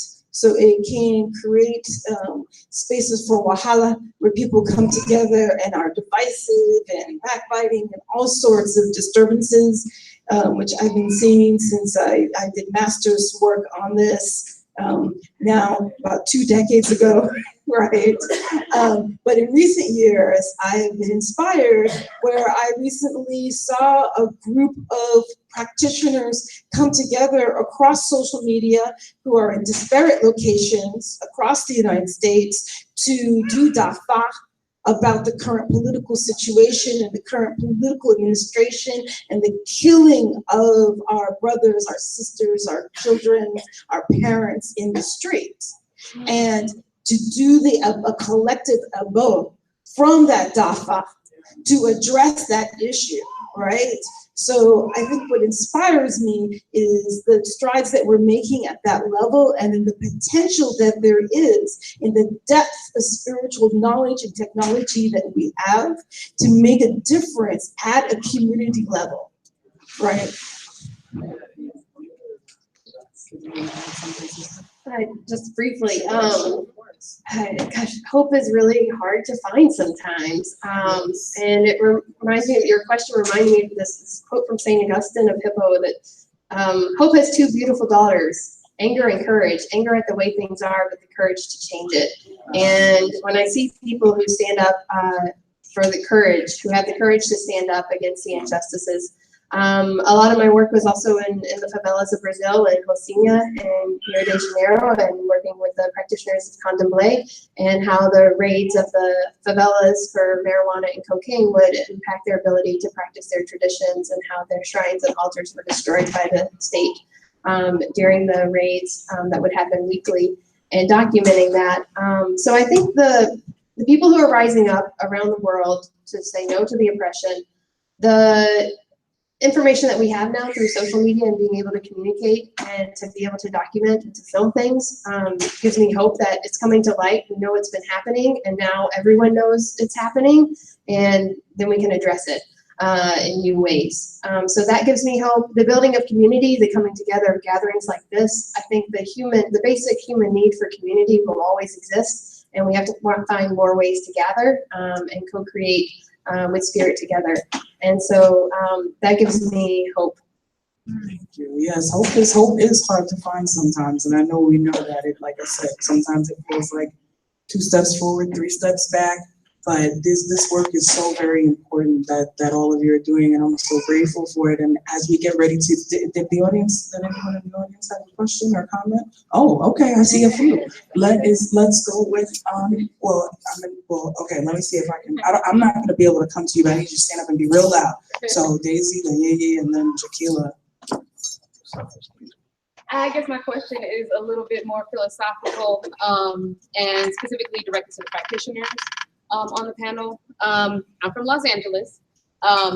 This is my first time in New Orleans. Before coming out here, I was told a lot about a particular practitioner of voodoo that everybody knows, everybody should go see, whatever. Upon researching this practitioner, this Mambo, I find out that not only are they, Caucasian, but their particular temple has taken it upon themselves to do away with animal sacrifice. And it's been, I've been told that within the temple and within the practitioners that she initiates, it's like, that's backwards, it's a backwards concept to them, because it's like, a vegan tradition. I don't know what's going on over there, but from your perspective, would you consider this very well-known, well-talked about Mambo ideas about animal sacrifice to be a sort of, or end up as sort of a policing of our original traditions? Because she did say that the Lawa told her, Lawa is always changing, and they told her. So for anybody who didn't hear the question clearly, she's our sister mentioned a particular, and this isn't only this one particular person, but there are several people actually throughout the country in various practices who have decided that they were going to do away with animal sacrifice, although they are practicing traditions where it is traditionally done. And whether that idea that animal sacrifice is not necessary is itself a form of policing, particularly when it comes from practitioners who are not of the culture, with that, that ain't black, right? I'm just saying it straight. We don't have to mince words around here. This is, but so that's a very interesting question. Do you want me to give you a minute to think about it, or you got?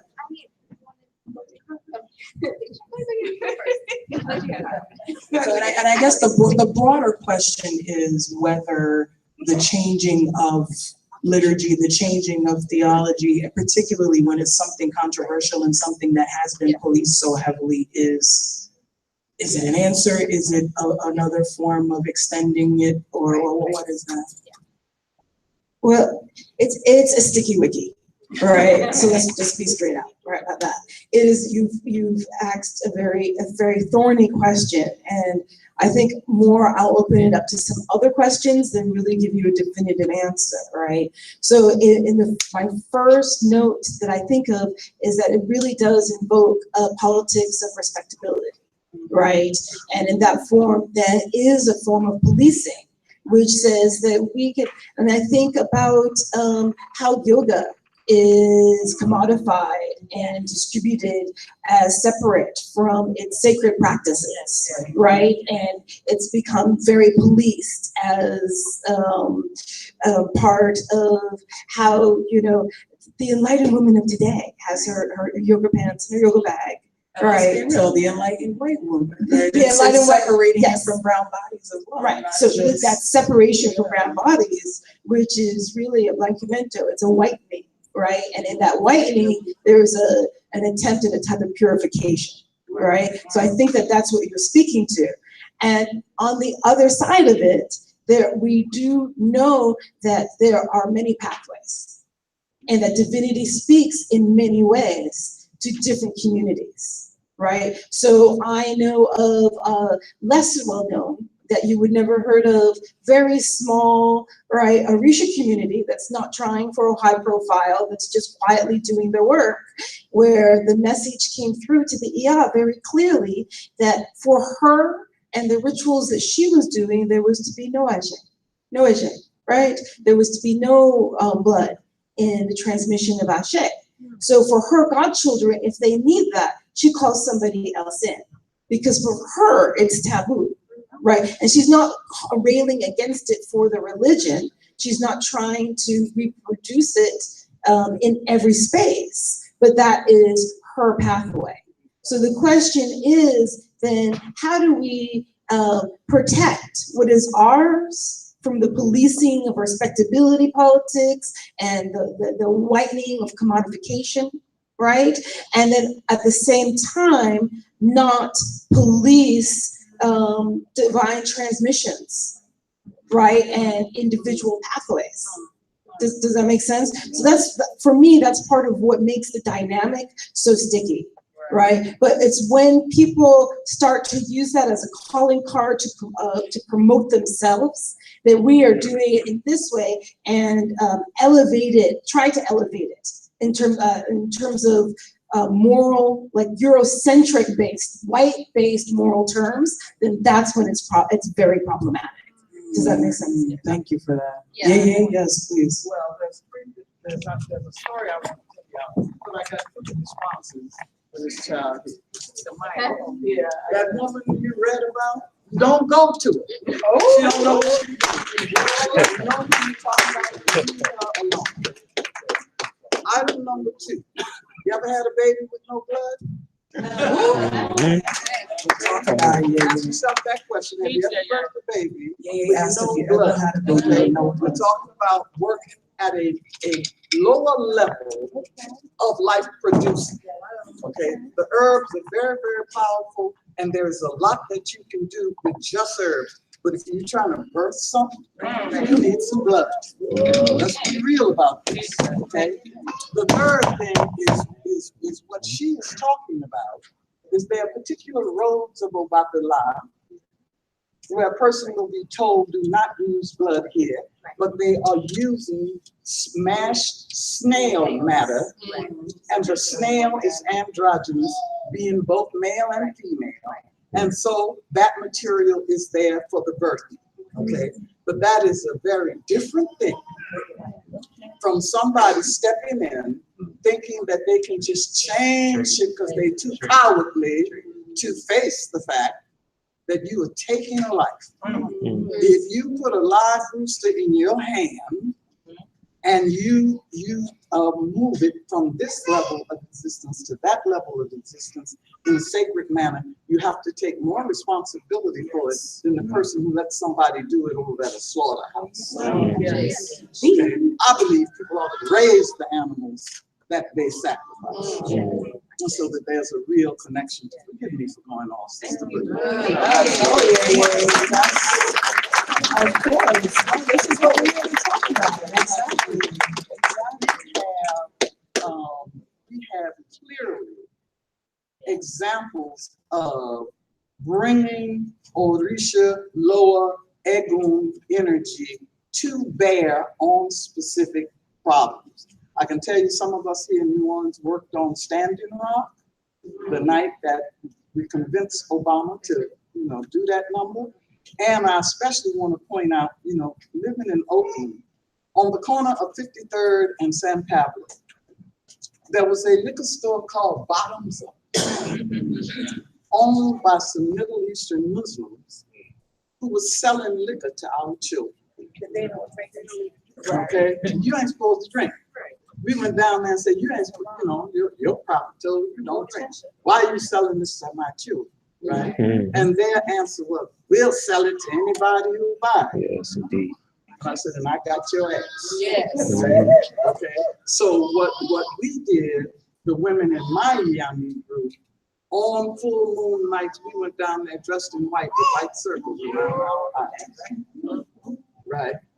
And we splashed formula on the street corner. Number one, don't no drunk, no drug addict want to see a bunch of black women with white circles.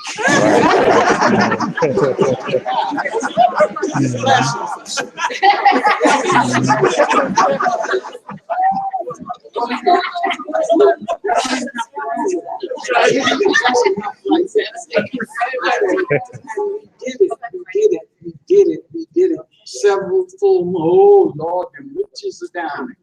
I will make a very long story short. You go down to the corner of 53rd and San Pablo today, and there is housing for senior citizens. That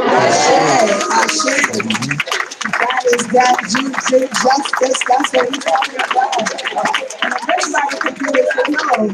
The mothers, that's what Sister Teresa was talking about, the mothers, right? Wow. Well, that's Sister Jaquila, you had a question or a comment? I know you're gonna need the mic, so come on up, because she's so precious and quiet.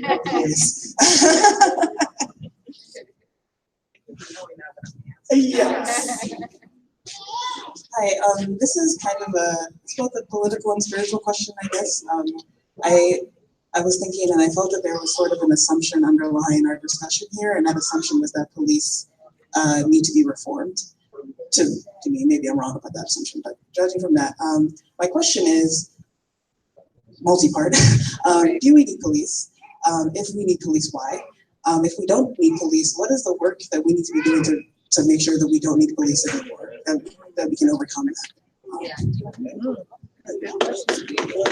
Thank you for that.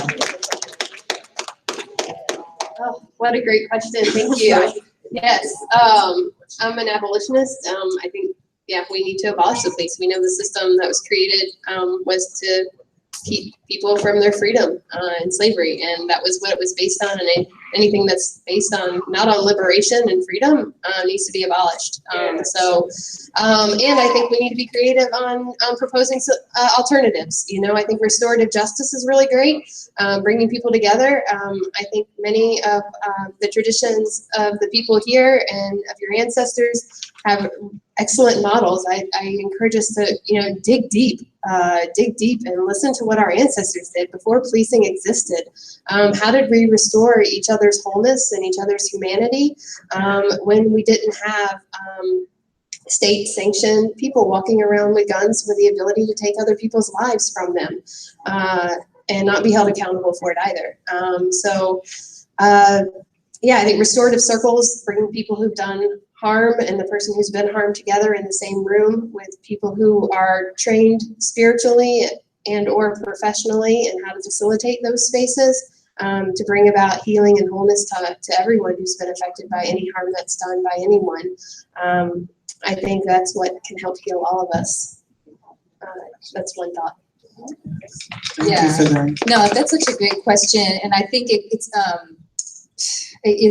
so difficult because a lot of the interviews that I've been doing with like both community members who are practitioners, but also I'm actually doing a new project right now in New Orleans that's on police use of force, and so we're interviewing people across the city and doing 500 surveys and so on. And it's, you know, one of the things that keeps coming out is that people, and this is also something that was coming out in the interviews that I was having with practitioners, that people weren't abolitionists, right? They were like, we need police, we want police, and we want them to have weapons, and we want this, and, you know.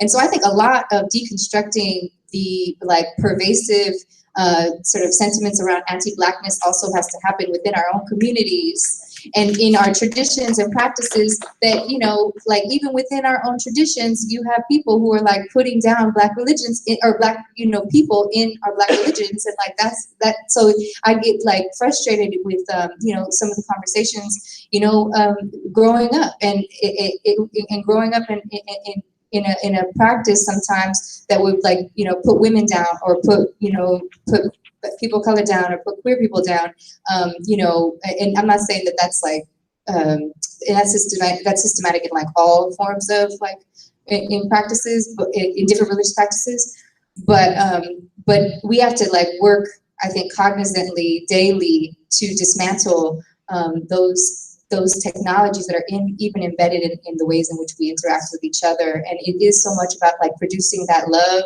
and that care and like what you're doing, Fulayo, and like, you know, bringing this ashe out and like amplifying it and magnifying it. It's like that energy is so crucial to like the healing and collective works that we need to do. I think there's that component about, you know, we can't pretend to say we can get rid of the police without dismantling everything else as well, simultaneously, right? We need to provide for our communities, and we need to have our community recognize that like people are not eating, but we yet have animals that are being sacrificed and wasted, right? How do we like join this? How do we like create a system where like those of us who like, you know, cook that and nourish and pray over the animal, right? And allow that to, you know, we used to be able to, and we back in the day, used to take our leftover meats to the homeless shelter in San Francisco. I don't remember that, yeah. And we used to take trays, already prepped food, and then they sanctioned it, and they said, oh, the city was like, no, you can no longer take trays of food that are cooked unless you have a permit or something like that. And so it's the way the structures continue to like manipulate and create these barriers to sharing and cultural, you know, kind of melding, and that's a huge problem. It's like constant, right? So, and I don't want to take more time, but yeah, I agree with everything you said, and also. No, those are important points. Thank you. Thank you. Well, I want to just thank you all so much for your contributions. Please give our panel a hand.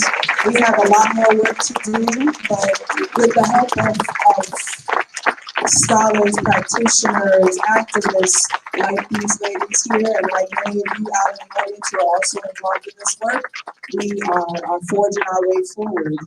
Which is a perfect segue into our last session of the day. I can't believe we're almost ready to leave each other yet. I don't want to leave y'all. Y'all all right? Are you having a good time? I know it's a long day, but it's a full day of just spirit. I feel so good. And so we're just 5 minutes, please. 5 minutes. And because we want to wrap up on time, because as I mentioned, in case you weren't in the room when I mentioned it, Dr. Robertson has arranged for us to be able to go over to the library to see the Congo art collection that is here, but we would have to leave very shortly after 5 to make sure that we get over there, because they kept it open just for us. So 5 minutes, grab some water, bathroom, and then come right back. And we are going to talk about Wakanda to wear. What can we use this energy that was generated by Black Panther to do?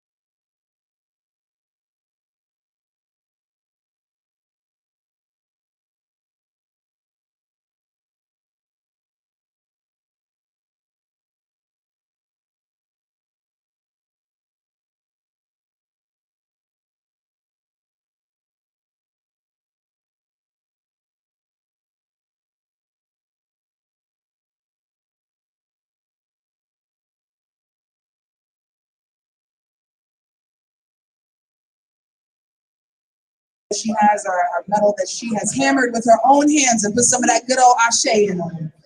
And also our sisters from Zion Trinity, Andaye and Nanasula, their soaps. Just make sure you support everybody. Our sister Bedina back here, she got them Nollywood movies for y'all. I know y'all like to see a little bit of that. I love them myself, they're fun. And also some clothing, so check her out as well. And we're gonna make our way back to our seats. I need my panelists to come on up for the last panel of the day. Y'all gonna close it out right, I know. There's a whole lot of, either way, there's a whole lot of Ashe right here. Ooh, see, you done tried it. I didn't even keep your shirt. Are you, I'm just going all the way. Where you going? He said I'm going all the way in.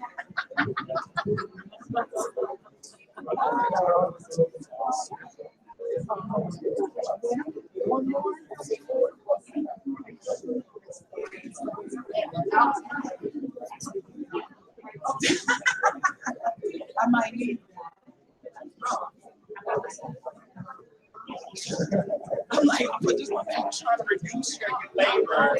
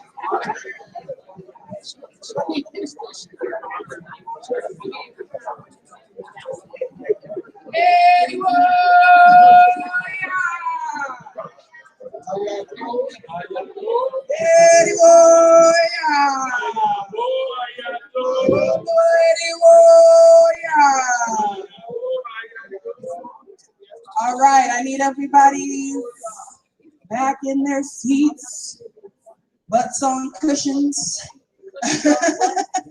or at least lips together. Right. Y'all really, we wanna keep it moving with the. I saved. I mean, everybody's the best. I'm not gonna hierarchize nothing, but I think I saved some of the most dynamics. Some of these elder priestesses that just bring it home to close us out. And I'm excited to talk about this. I'm excited. Come on up. Oh, yes. I'm talking about you. Beautiful Iyalode. Omo Batala. Oloriwa Benny. Benny. I'm so grateful to all of you today. It's Ose Obatala today. It's Obatala's worship day. And yes, thank you. All right, y'all finish up your transactions, please, and take your seats. I know everybody's excited. I love it. I really do. It's hard for me to wrangle everybody because I love the love. And I really do hope that you all exchange information, stay in touch. This is family. All of y'all should be on the mailing list, but if you've never gotten an email from me before, that's a problem. So make sure I have your email address so I can show up in your inbox and with some of this love. So for our final panel of the day, now you know we can't have 2018 go by without talking a little bit about the vision of Wakanda that was presented at Black Panther and the way that it mobilized many people in different ways. And you know, some people saw it as more of a superficial mobilization. We're gonna talk about that. Some people believe that it was a gateway that's for more. We're gonna talk about that too. My personal experience with it, you know, or thoughts about it is really that, generally speaking, I feel like anything that helps to present us positively, anything that helps to raise our vibration and gets us at all curious about stuff that we have been taught is evil, that we have been policed about, right? All of these things we've talked about. I've had young people come to me after seeing the movie and say, so tell me about the heart-shaped bird. Is that real? Like, can I really talk to my ancestors like that? And I say, yes, you can. I said, they might not appear with a leopard under a baobab tree. They might not look like T'Challa, right? But you can certainly talk to them, right? And so it has done so. It has been a tool of opening at least questions and things. And so I definitely wanted us to address this, and no better people to address it with than this illustrious group. We have Régine Romain, who you've already become acquainted with earlier. She's a visual anthropologist, educator, artist, photographer, and founder of the WaWaWa Diaspora Center. And I have to actually give her big ups because she was the one that was like, how about we do hashtag Wakanda Tanola? And I was like, oh yeah, that's the hashtag. So y'all big that up, Wakanda Tanola, because part of it is taking that vision and bringing it here, right? Letting whatever energy has been generated by this vision inspire us. We have a doctor, a recent doctor like myself, Anwar Uhuru, who is an adjunct professor of African and African American Studies at New York City College of Technology. We are former colleagues. That's the last place I taught as well. And he works in literature and around anti-Blackness.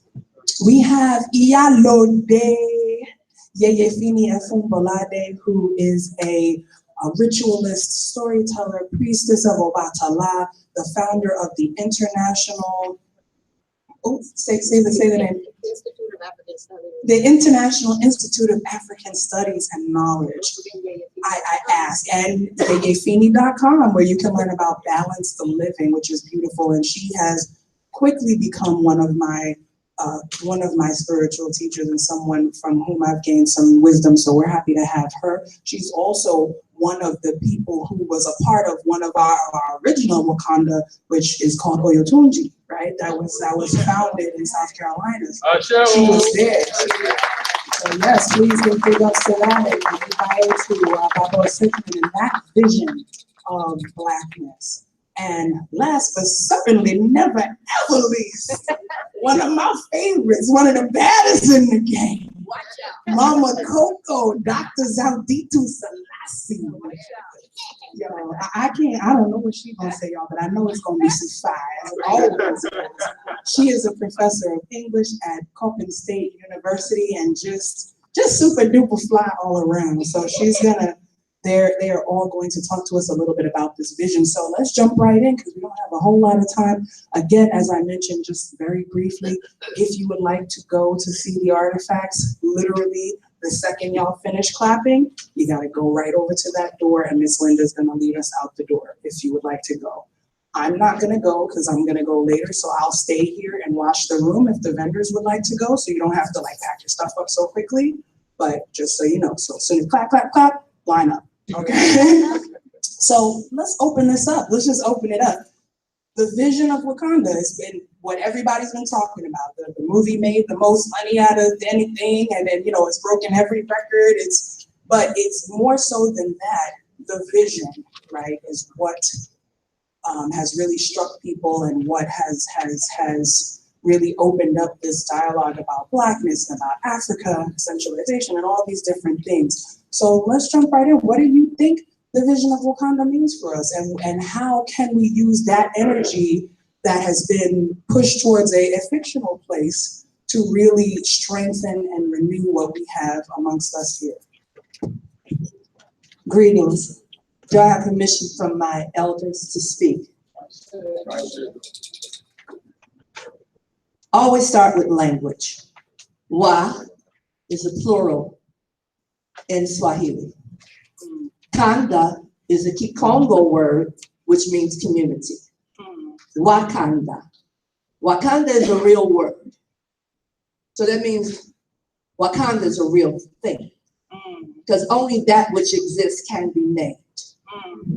So Wakanda reminds us in the word community and plural, wa, like watoto, plural for utoto, that we exist as a community, and that's our navel, that's our circle, that's our guidelines, those are our boundaries, those are our blessings, that it is the community that keeps us whole. And so in that vision, following up on the last panel, any behavior in the community is never given to an external force or source to monitor the community. The community feeds the community. When you're too bad to be in a community, you're exiled. That is where you go. You go away, and you're not attached. So when we sing, let the circle be unbroken, will the circle be unbroken? We ask the question, let the circle not be broken. That's the ring shout, it's the community. Wakanda forever. Thank you, Mr. Cole. It's my pleasure and honor to be here, to be amongst what to me seems like the grandchildren of Oyetunji.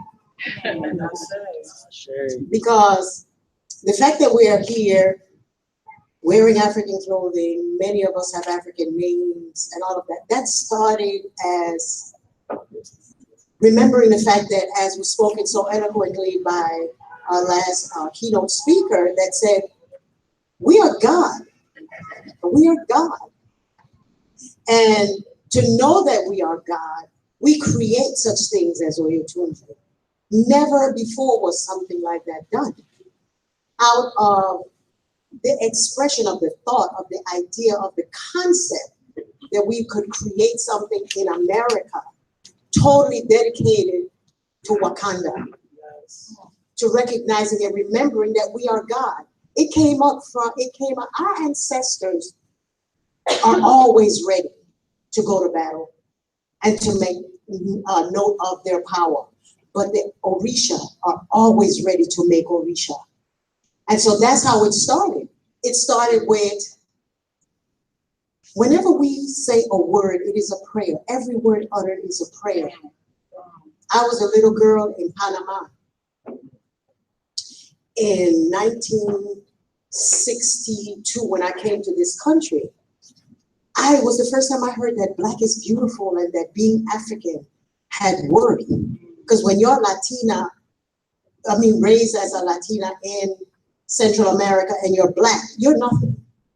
You're nothing because everything in front of you does not reflect back to you. And so in my quest in coming and finding who I was to be, I came to America in 1962. And in 1964, I went to the World's Fair. And at the World's Fair was the first time that I felt the energy of our ancestors. So this was a prayer that I made when I was a little girl running around in Panama, that this is not me. I don't feel like myself. I don't feel like I have value, like I have worth. I do speak Spanish and everything in my culture dictates to that. But what I see my mother has to do in the community that I live in, we are nothing. And so coming to America in 62 and in 64 going to the World's Fair and being at the World's Fair and seeing the drums of passion. Well, Atunji playing and I'm shaking and I'm feeling the energy and I don't know what it is because, you know, it's not cool because when you from Brooklyn, that ain't cool. And so I'm like, what is this? Long story, short story, that day he said to me, I was in the 8th grade, and he said to me, you're feeling the spirit of your ancestors. The first time ever. Now, in Panama, I grew up smelling the candles, smelling the Florida water and all of that, knowing that there was something other than Catholicism and all of the things that we were told was backwards. And I would hear in my bed at night, I would see the Bejinite. For those of you that's from the West Indies, you know the Bejinite is actually African traditional Congolese rhythms and rituals. And I always wanted, this is not me. So fast forwarding, I get to the World's Fair and I hear this is the energy of your ancestors. And in that same performance is Baba Efunbolade Osejumen Adefumi. He's there playing the shekere, Ibai Turu, and he's playing the shekere. And this is the first time I get introduced to the concept of ancestors and how it meant and what it meant. So I started going to the Schomburg Library and rushing and just eating everything that I could from Africa. And so that was in '64. In 1971, when the village of Oyotunji was started, the day that we made it Oyotunji, I was there. And I ended up being one of the wives of the same person who was there present when the ancestors presented itself to me. Wow. When you ask and when you make a statement that this is not home for me, I don't feel this, in that moment, your ancestors are doing the work. They're doing the work of bringing you together with what makes sense to you. And so out of the vision and the dream that he had to have a place where we can speak Yoruba, call our ancestors with no apology. And the first act of moving forward in creating a reality based on ancestral knowledge was to buy your own land. Get your land, raise your chickens, raise your food, and praise your God. Because your God has to look like you with no apology. So when he moved out of the city and went to South Carolina, we started, the village was in June 16th when we arrived. That was the name of Oyotunji. Oyo rises again. Out of Africa, no running water, everyone having their African marks and everything. And what the whole purpose for it was a little girl in me in Panama saying, I need to go home. I need to feel a connection to spirit. I need to feel that this is life. And so from being in Oyotunji, from the inception of Oyotunji, and fighting racism and all of that, from the KKK shooting at us at night and all of that, we were there. We made a statement. We said, this is our right. This is our God. We are God. We know that we need this and we're going to take it with no apology. And that was the instruction that was given to us by the ancestors. By the ancestors. So be careful what you ask for because it will show up. And what our job is to do the work. Just do the work. Don't forget. And just do the work. So Wakanda has always been, every 40 years we have a renaissance. Every 40 years, we had a renaissance 40 years from now, from before this, which we had the civil rights and we were moving and we were voting and all of that. Before that, we had the renaissance of the arts coming out of Harlem and the music and all of that. And so this is a renaissance coming back. It is our time and we have never forgotten it and forgave it. This is just a different discipline is coming. Now that we have technology, it looks differently, but it's the same thing. The same thing that made me give birth to children with no running water and no electricity in the bush in South Carolina is the same thing that we're doing now with the technology and saying that Wakanda has always been here.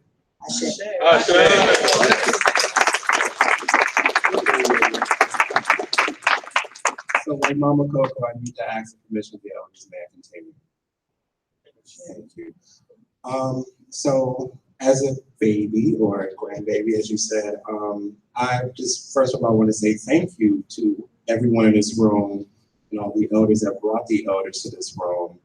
I want to specifically, more particularly thank Mama Tish, Tish, Mama Coco, and Mama Washington, I know she stepped out, because without their work, I would not have a dissertation or a defense day.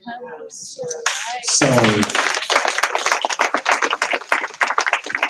thank you. So now, I think what Wakanda is doing for younger generations is making us individually and collectively step up.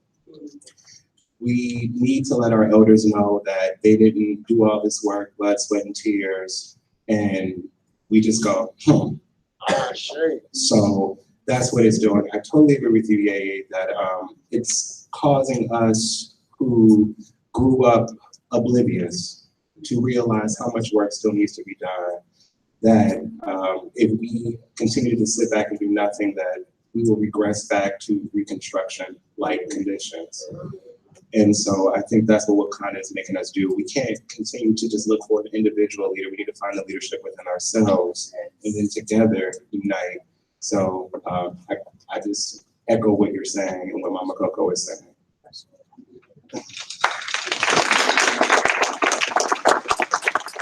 So within the Haitian tradition, we have a call and response, and the call and response is, I say honor, and you say respect, and we say this 3 times. So I want us to come together. Honor. Respect. Honor. Respect. Honor. Respect. Merci, merci, merci. I give thanks for everyone that's here. Bye, Michaela.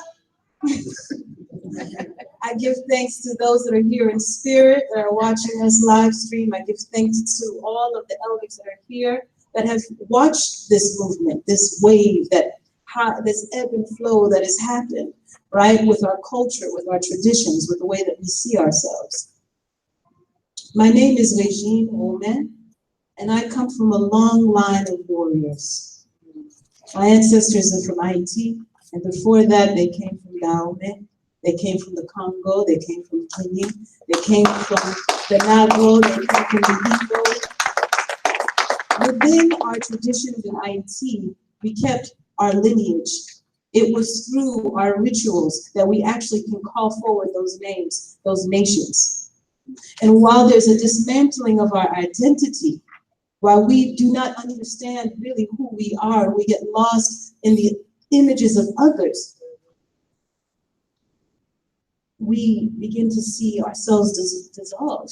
And that's not really why we're here. What the arts do time and time again, they show us the creator in us. That is the reason why it is so significant, and that is also the reason why it's continuously taken out of schools.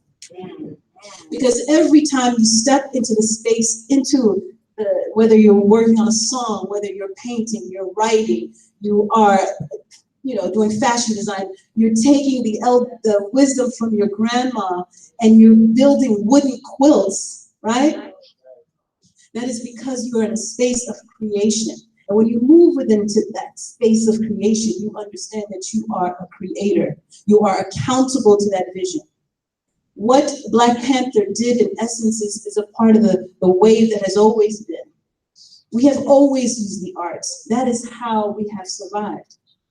I want to share something with you in my research that I found, and it's a term called dissociative fugue. Formerly fugue state or psychogenic fugue. It is a dissociative disorder and a rare psychiatric disorder characterized by reversible amnesia for personal identity, including the memories, personality, and other identifying characteristics of individuality. The state can last for days, months, or longer. And many of us are in that fugue state. We are in a state where we do not remember who we are.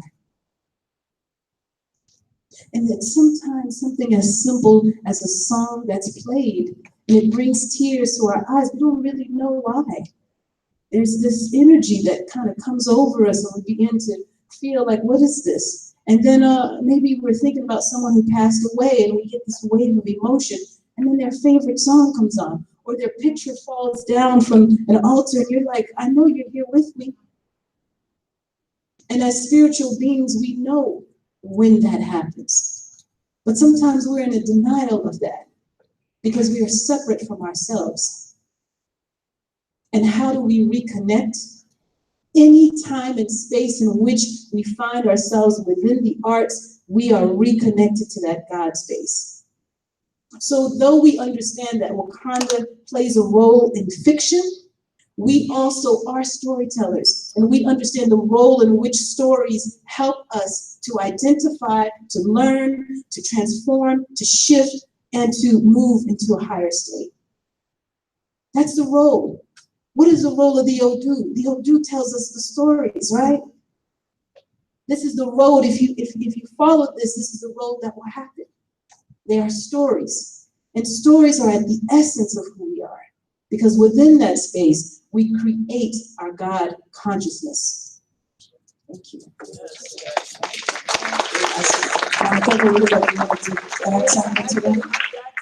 Yes, please. Kanda, you know, sometimes one word is about 10 or 15 or 20 or 30 things. So that Kanda, Wakanda is community, but Kanda is land. Kanda, rapid, Kanda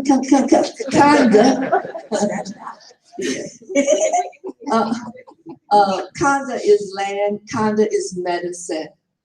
Kanda, and so the role of a person is to be medicine to the land. So we talk about like how do we recreate the kind of fever and fervor with which Wakandan ideas are met, even if it's in your imagination and cosplay.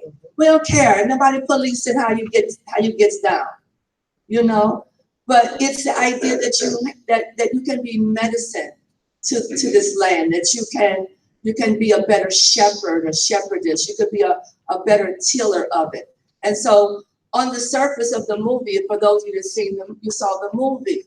There's two levels. You know, like McNeil said, there's levels to this. You feel me? So on the level, when you look at the topography of the land of Wakanda, it looked like liquor stores and check cashing place and Chinese restaurants called Ding Dong because they hate you enough to not to even name it nothing. And that's what it looked like in our communities. So like the land of Wakanda from the surface, it looked like people in thatch roof and mud.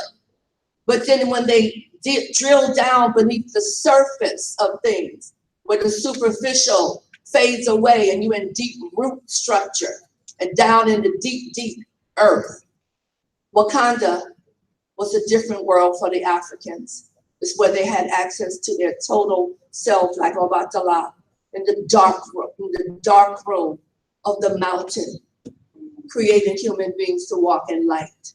So that's the kind of thing that I like to think, that all of our communities on the surface, they look like liquor stores and churches and food death palaces and all of those things. Beepers, no credit, no check, phones. But in the deep structure where Black people's lives have always mattered because they are matter, which is the root of mother, matter, matrix, all of those are coming from the divine mother. That Wakanda lives. And that Wakanda is not looking for a person to step out, is looking for everybody to step in. For me, what brings also, thank you, sister, is that we cannot overlook or forget the fact that in the movie, one of the biggest threats that we had was when we forgot about the child that was left in the diaspora. Yes. That is our call. Yes. Our call is to stop calling us Panamanian, Jamaican, whatever. We are African. Yeah. So for me, that's what Wakanda means to me. It's coming back together globally and recognizing that we can do this without all of the negative things that we've told ourselves that we cannot do. As I say, we are gods, and so we think and so we have it. If we think globally that the diaspora, we cannot leave our children behind.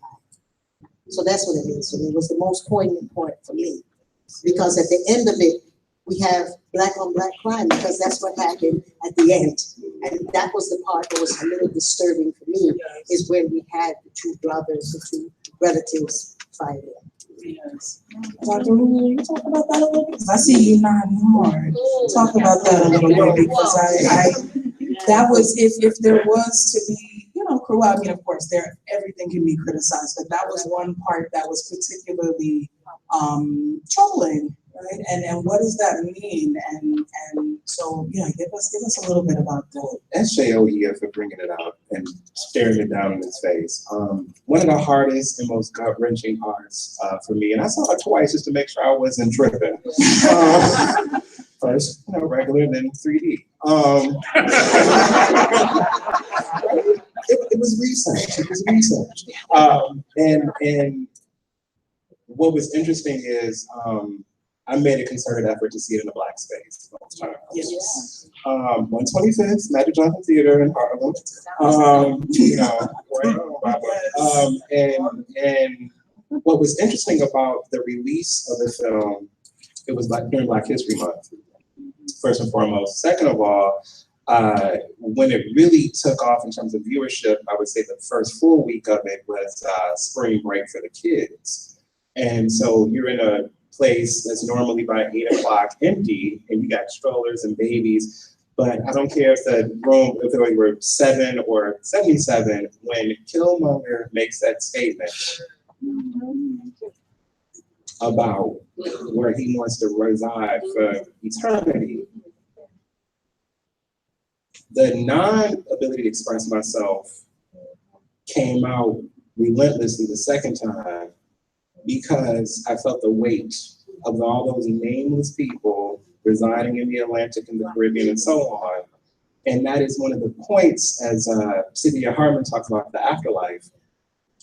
And it's very hard for other people to understand from elsewhere how much that we still carry that on. And it doesn't, and it's the meme that goes around, the difference between you and I is where the boat landed.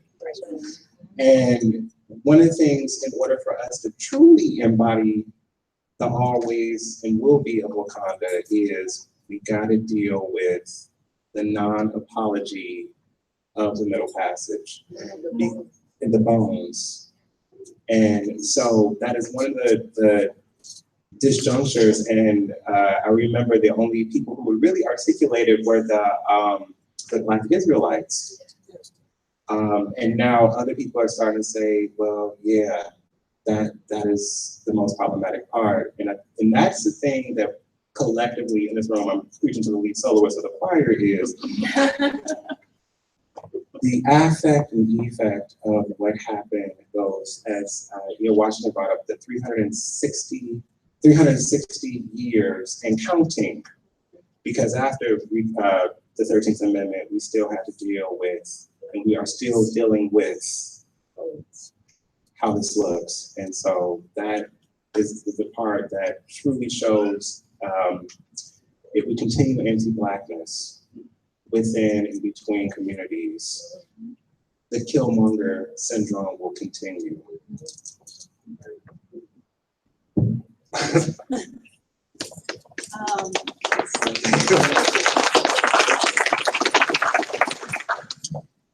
For me, one of the things that stood out, and watching the film, but then later speaking with my students, because the first time I saw it, I was in Benin. And I've been living in Benin for about 2 years. I just came back in February. Came back to the tundra, that is New York. I don't know why, but I had to come back. It was a time. And one of the things that as an educator, one of the things that I always do is I incorporate the arts into everything that I do, into how I teach. And so this is a tool.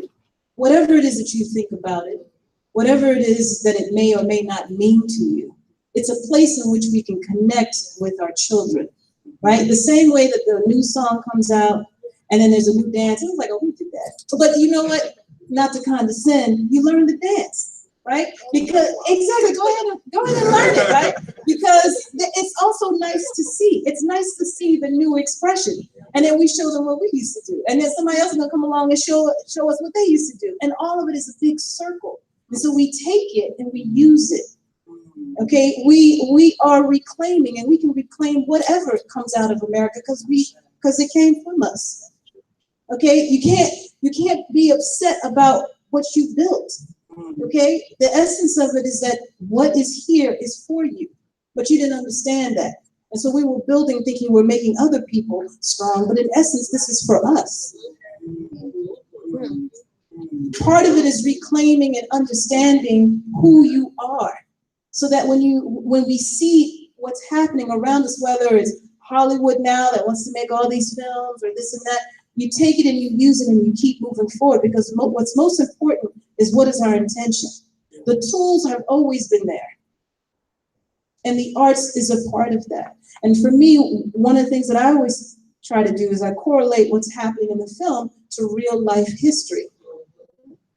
So when we think about warriors, within my lineage, I know that I'm descendant of the Haitian Revolution. So within that same context, I can take the Black Panther story and I can talk to them about the ceremony of Wakanda that happened on the 14th of August, 1791, and let them know about the rituals and the connection to the ancestors, which is alluded to in the film.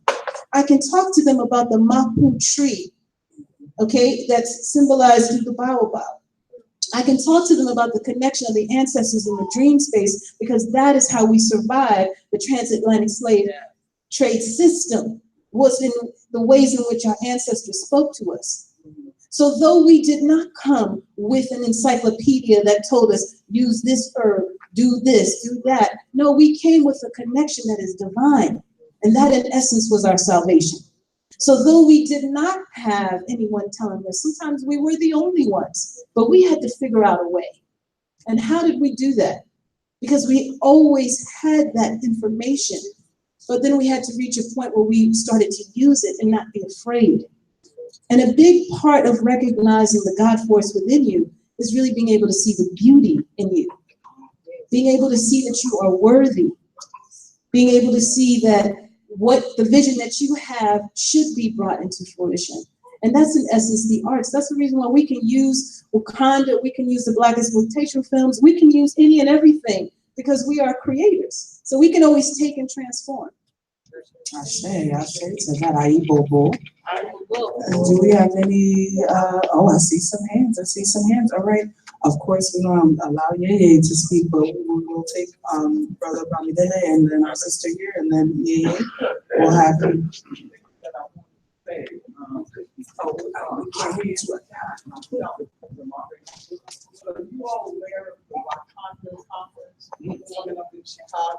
There's a Wakanda conference coming up in Chicago, Yeye says. Yeah. And what is wonderful about Black Panther is that it falls in the category of Afrofuturism. Yes, Afrofuturism. To contemplate and create from that question that always bothers us. Who would we have become if we had not been interfered?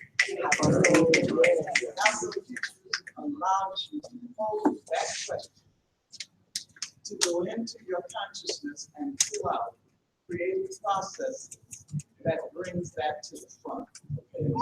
Take total creative license. It's speculative, quote unquote, fiction, because I don't actually believe there's such a thing as fiction. I think that there's a rearrangement of suppressed knowledge that comes out of it. Thank you for that, Yeye. Just in case anybody didn't hear, Yeye said that one of the most powerful things for her was this concept of Afrofuturism that was displayed, that allowed us to vision who we would be had we just been along our path without any interference, and allows us to envision a future other than what we have. And although it integrated with this same reality, it was a separate reality unto itself. And so that those spaces give us the space to vision those things, and that's really important. So thank you so much for that, Yeye. Thank you so very much. I saw the film 3 times. I enjoyed it, and I was disturbed by it. What I was disturbed about was that we didn't see African statecraft at work. What is the role of the Queen Mother, the Queen Regent, or the Queen Consort, and what's the differences? We don't see that. And so that's one kind of thing that's disturbing to me. And among some other things, but the most thing that disturbed me was Killmonger. As one in the diaspora, how do we judge, how do we calibrate identity? Is it by phenotype? Or is it by culture? And the question that I have, with Killmonger going and fighting to become king, which I don't think really would have happened in the first place, in quite that manner, but even with that happening, how is it that identity is not even questioned? Is it just because he's phenotype and he can lower his lip and show something distinctive there that he is Wakandan? Or is he of Wakandan ancestry? How do we deal with these different similarities and differences? Because I've spent much time in Ghana, and some people were wondering, why is it so difficult for us to get citizenship in Ghana? And I sometimes say, have you heard of Liberia? On the other hand, one of the things to think about, how do we deal with a president of the United States, Barack Obama? Would he go to Kenya and try to take over the presidency of Kenya? Or can we claim that the United States did something that the Kenyans have never done? And that's elect a Luo for president. But is he Luo? So how do we use Wakanda or use Black Panther to undevil the bedeviled issues of identity? What we're gonna do is just collect these 2 questions as well. Y'all think about it, and then y'all can respond to it all. Asking permission of ancestors to speak. I am Queen Jambi from the Congo, and the main thing I want to say to you is that when I saw the conference, it's African American spirituality. And it's nothing but African spirituality. And if I'm here today and I can stand proud of representing my people, or all people that comes across my path, is because the ancestor, the African ancestor, entrusted in your ancestors very, very precious treasure. And those treasures were not just for you, the diaspora. Those treasures were for the humanity and also for African people who come from Africa. Because had it not been for your ancestors of this land, of all of the diaspora, I wouldn't be standing right here in front of you.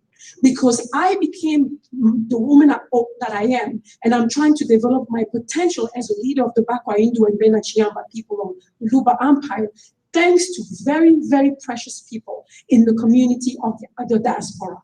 And one of them is on the panel, and it's Yeyefini Efunbolade, who initiated me into understanding the treasure that laid beyond the borders of the African continent, but resided into the heart of the African descendant of the diaspora. And I also have to commend my older godmother, Efulayo, who worked very diligently with their community to embrace me as an African of the land, to give me back something that your ancestors through the fight and through the crossing of the path and through the songs and the dance and the hidden messages and the hidden meetings and the pain gave birth to you. So Wakanda forever. Wakanda is not the color of my skin. Wakanda is not, because I speak this language or that. Wakanda is not because I'm Luntu, Mukwa Luntu for the Baluba Empire, or if you are from Panama or you are from America. Wakanda is that what unites us is, I believe, this spirituality that makes it that we recognize we are God, and we are God to create. We are God to give birth. And this is what this has done. Your ancestor is still giving birth to new gods. They talked about the new Orishas, and this is who we are. And it doesn't matter where, you give birth to me as well. And I'm from the Congo.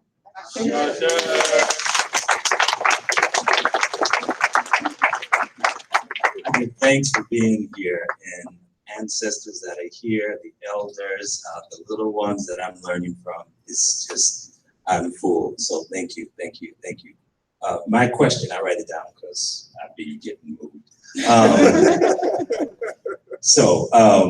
It's a question about a fundamental concept for a new existence from reclamation to proliferation, because we're talking about reclaiming a lot, but I wonder when we might have, how Wakanda, for example, shows us a vision of proliferation, of being in it.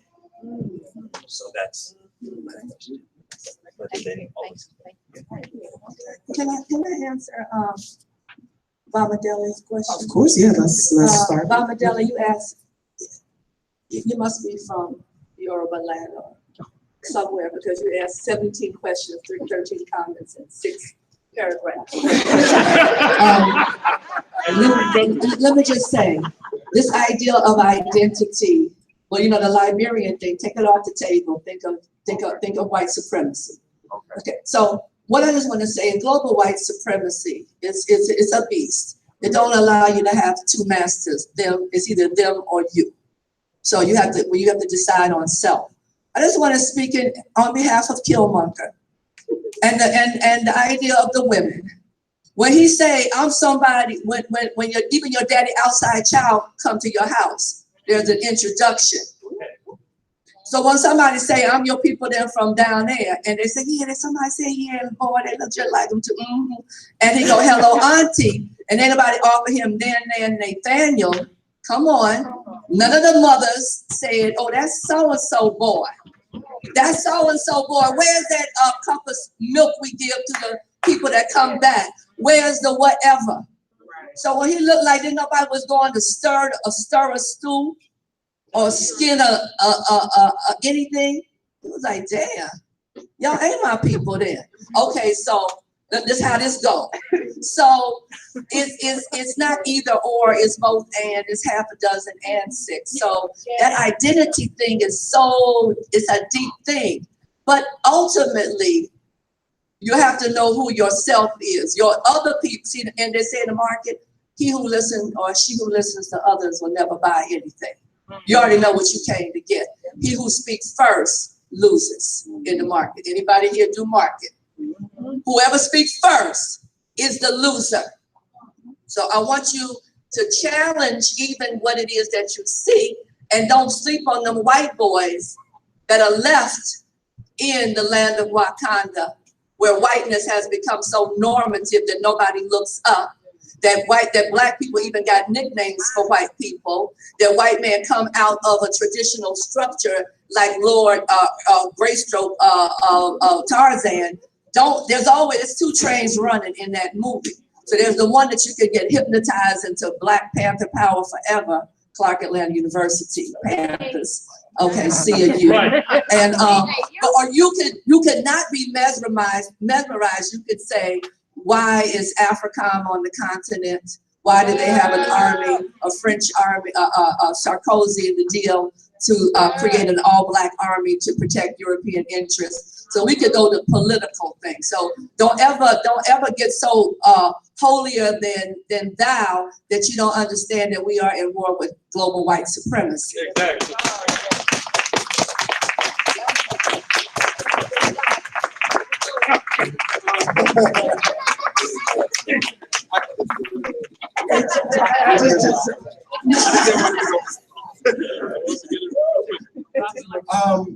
To piggyback off of what Iyakoko said, just real briefly, where was Killmonger's mother? We don't know. We don't know. So it just piggybacks off of what she's saying is, where was the mama? So, and why was she erased? So that adds on to that narrative of global supremacy and the removal of the feminine along with the masculine. Yeah. And if I might take a little moderator's privilege, I also want to add that a part of what struck me was the fact that as many times as we heard T'Challa say to other people, right, what happened to him wasn't right. What happened to him wasn't right.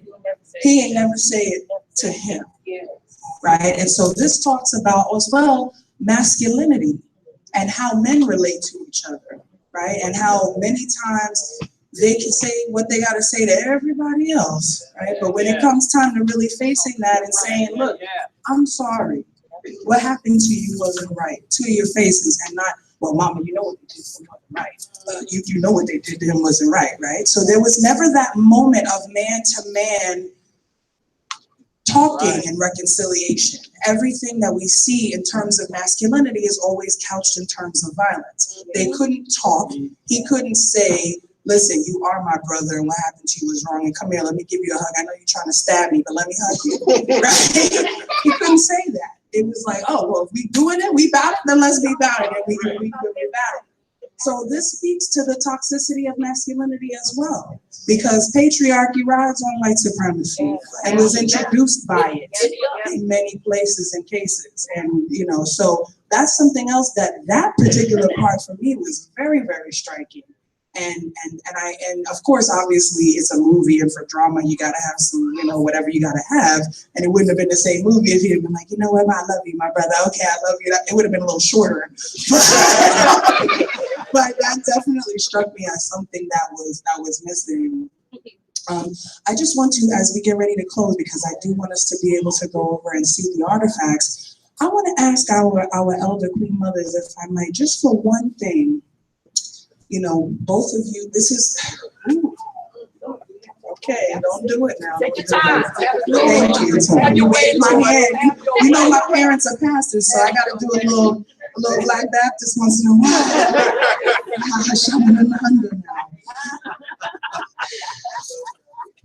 One of the things that I find the most heartbreaking and the hardest to deal with, even though I'm young, you know, I have an old spirit, and the elders are always the ones that I hang with who have my back always.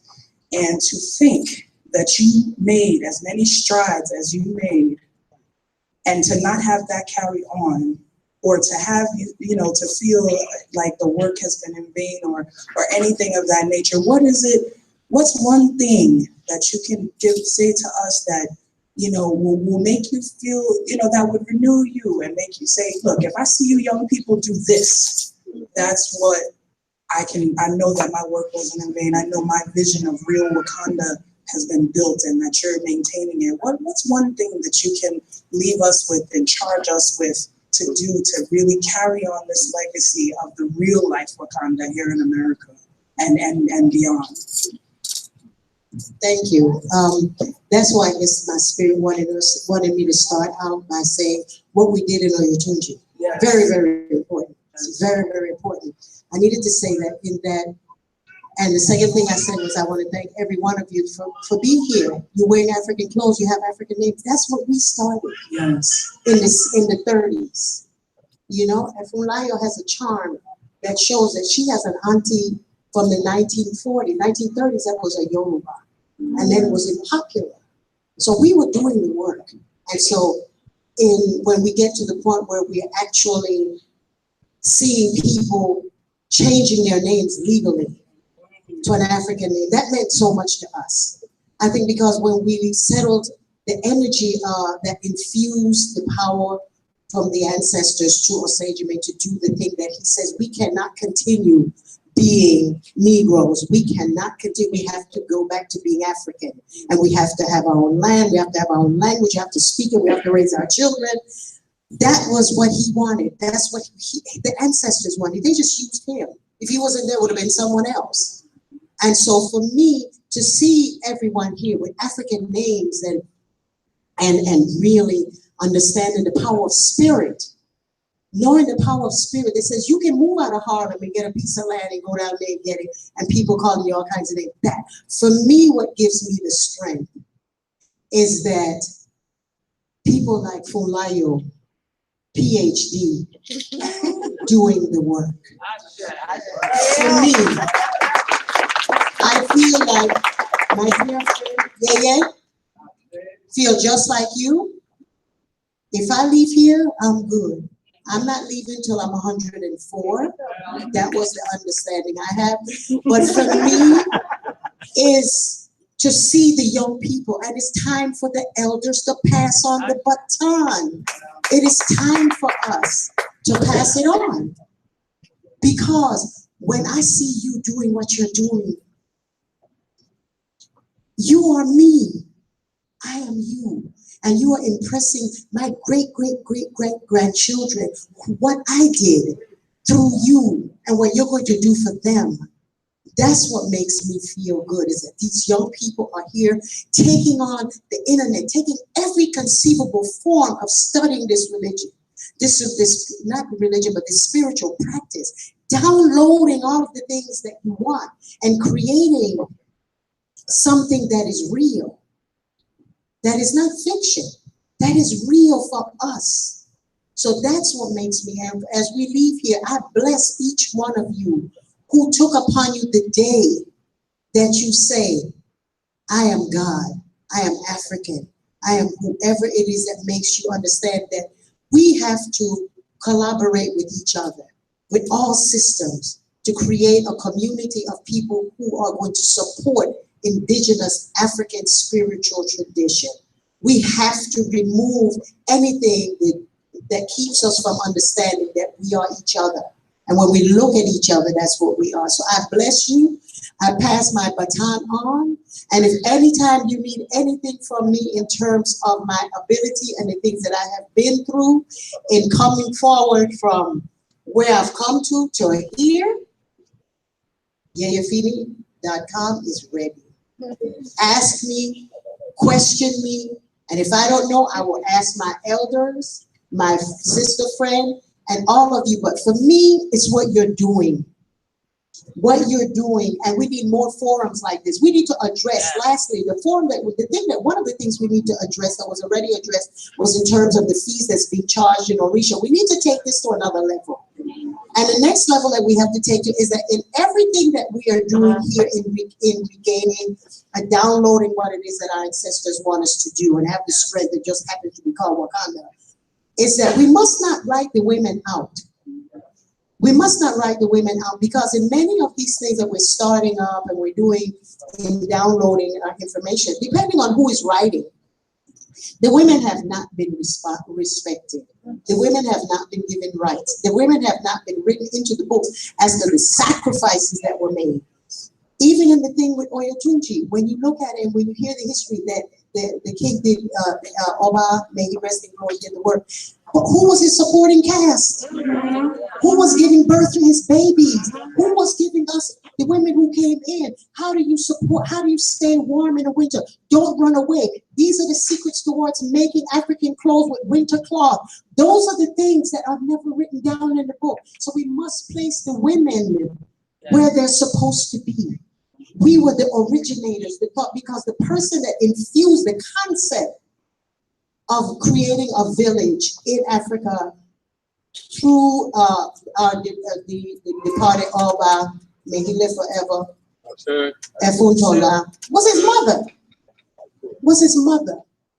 She was a Pan-Africanist, Garveyite, and said, you have the responsibility to create what it is that we need and what it is that Marcus Garvey stands for and what it is that we are supposed to be. We are God, and we owe it to ourselves. With no apology, without a grant, do what it is that you know for us to be African.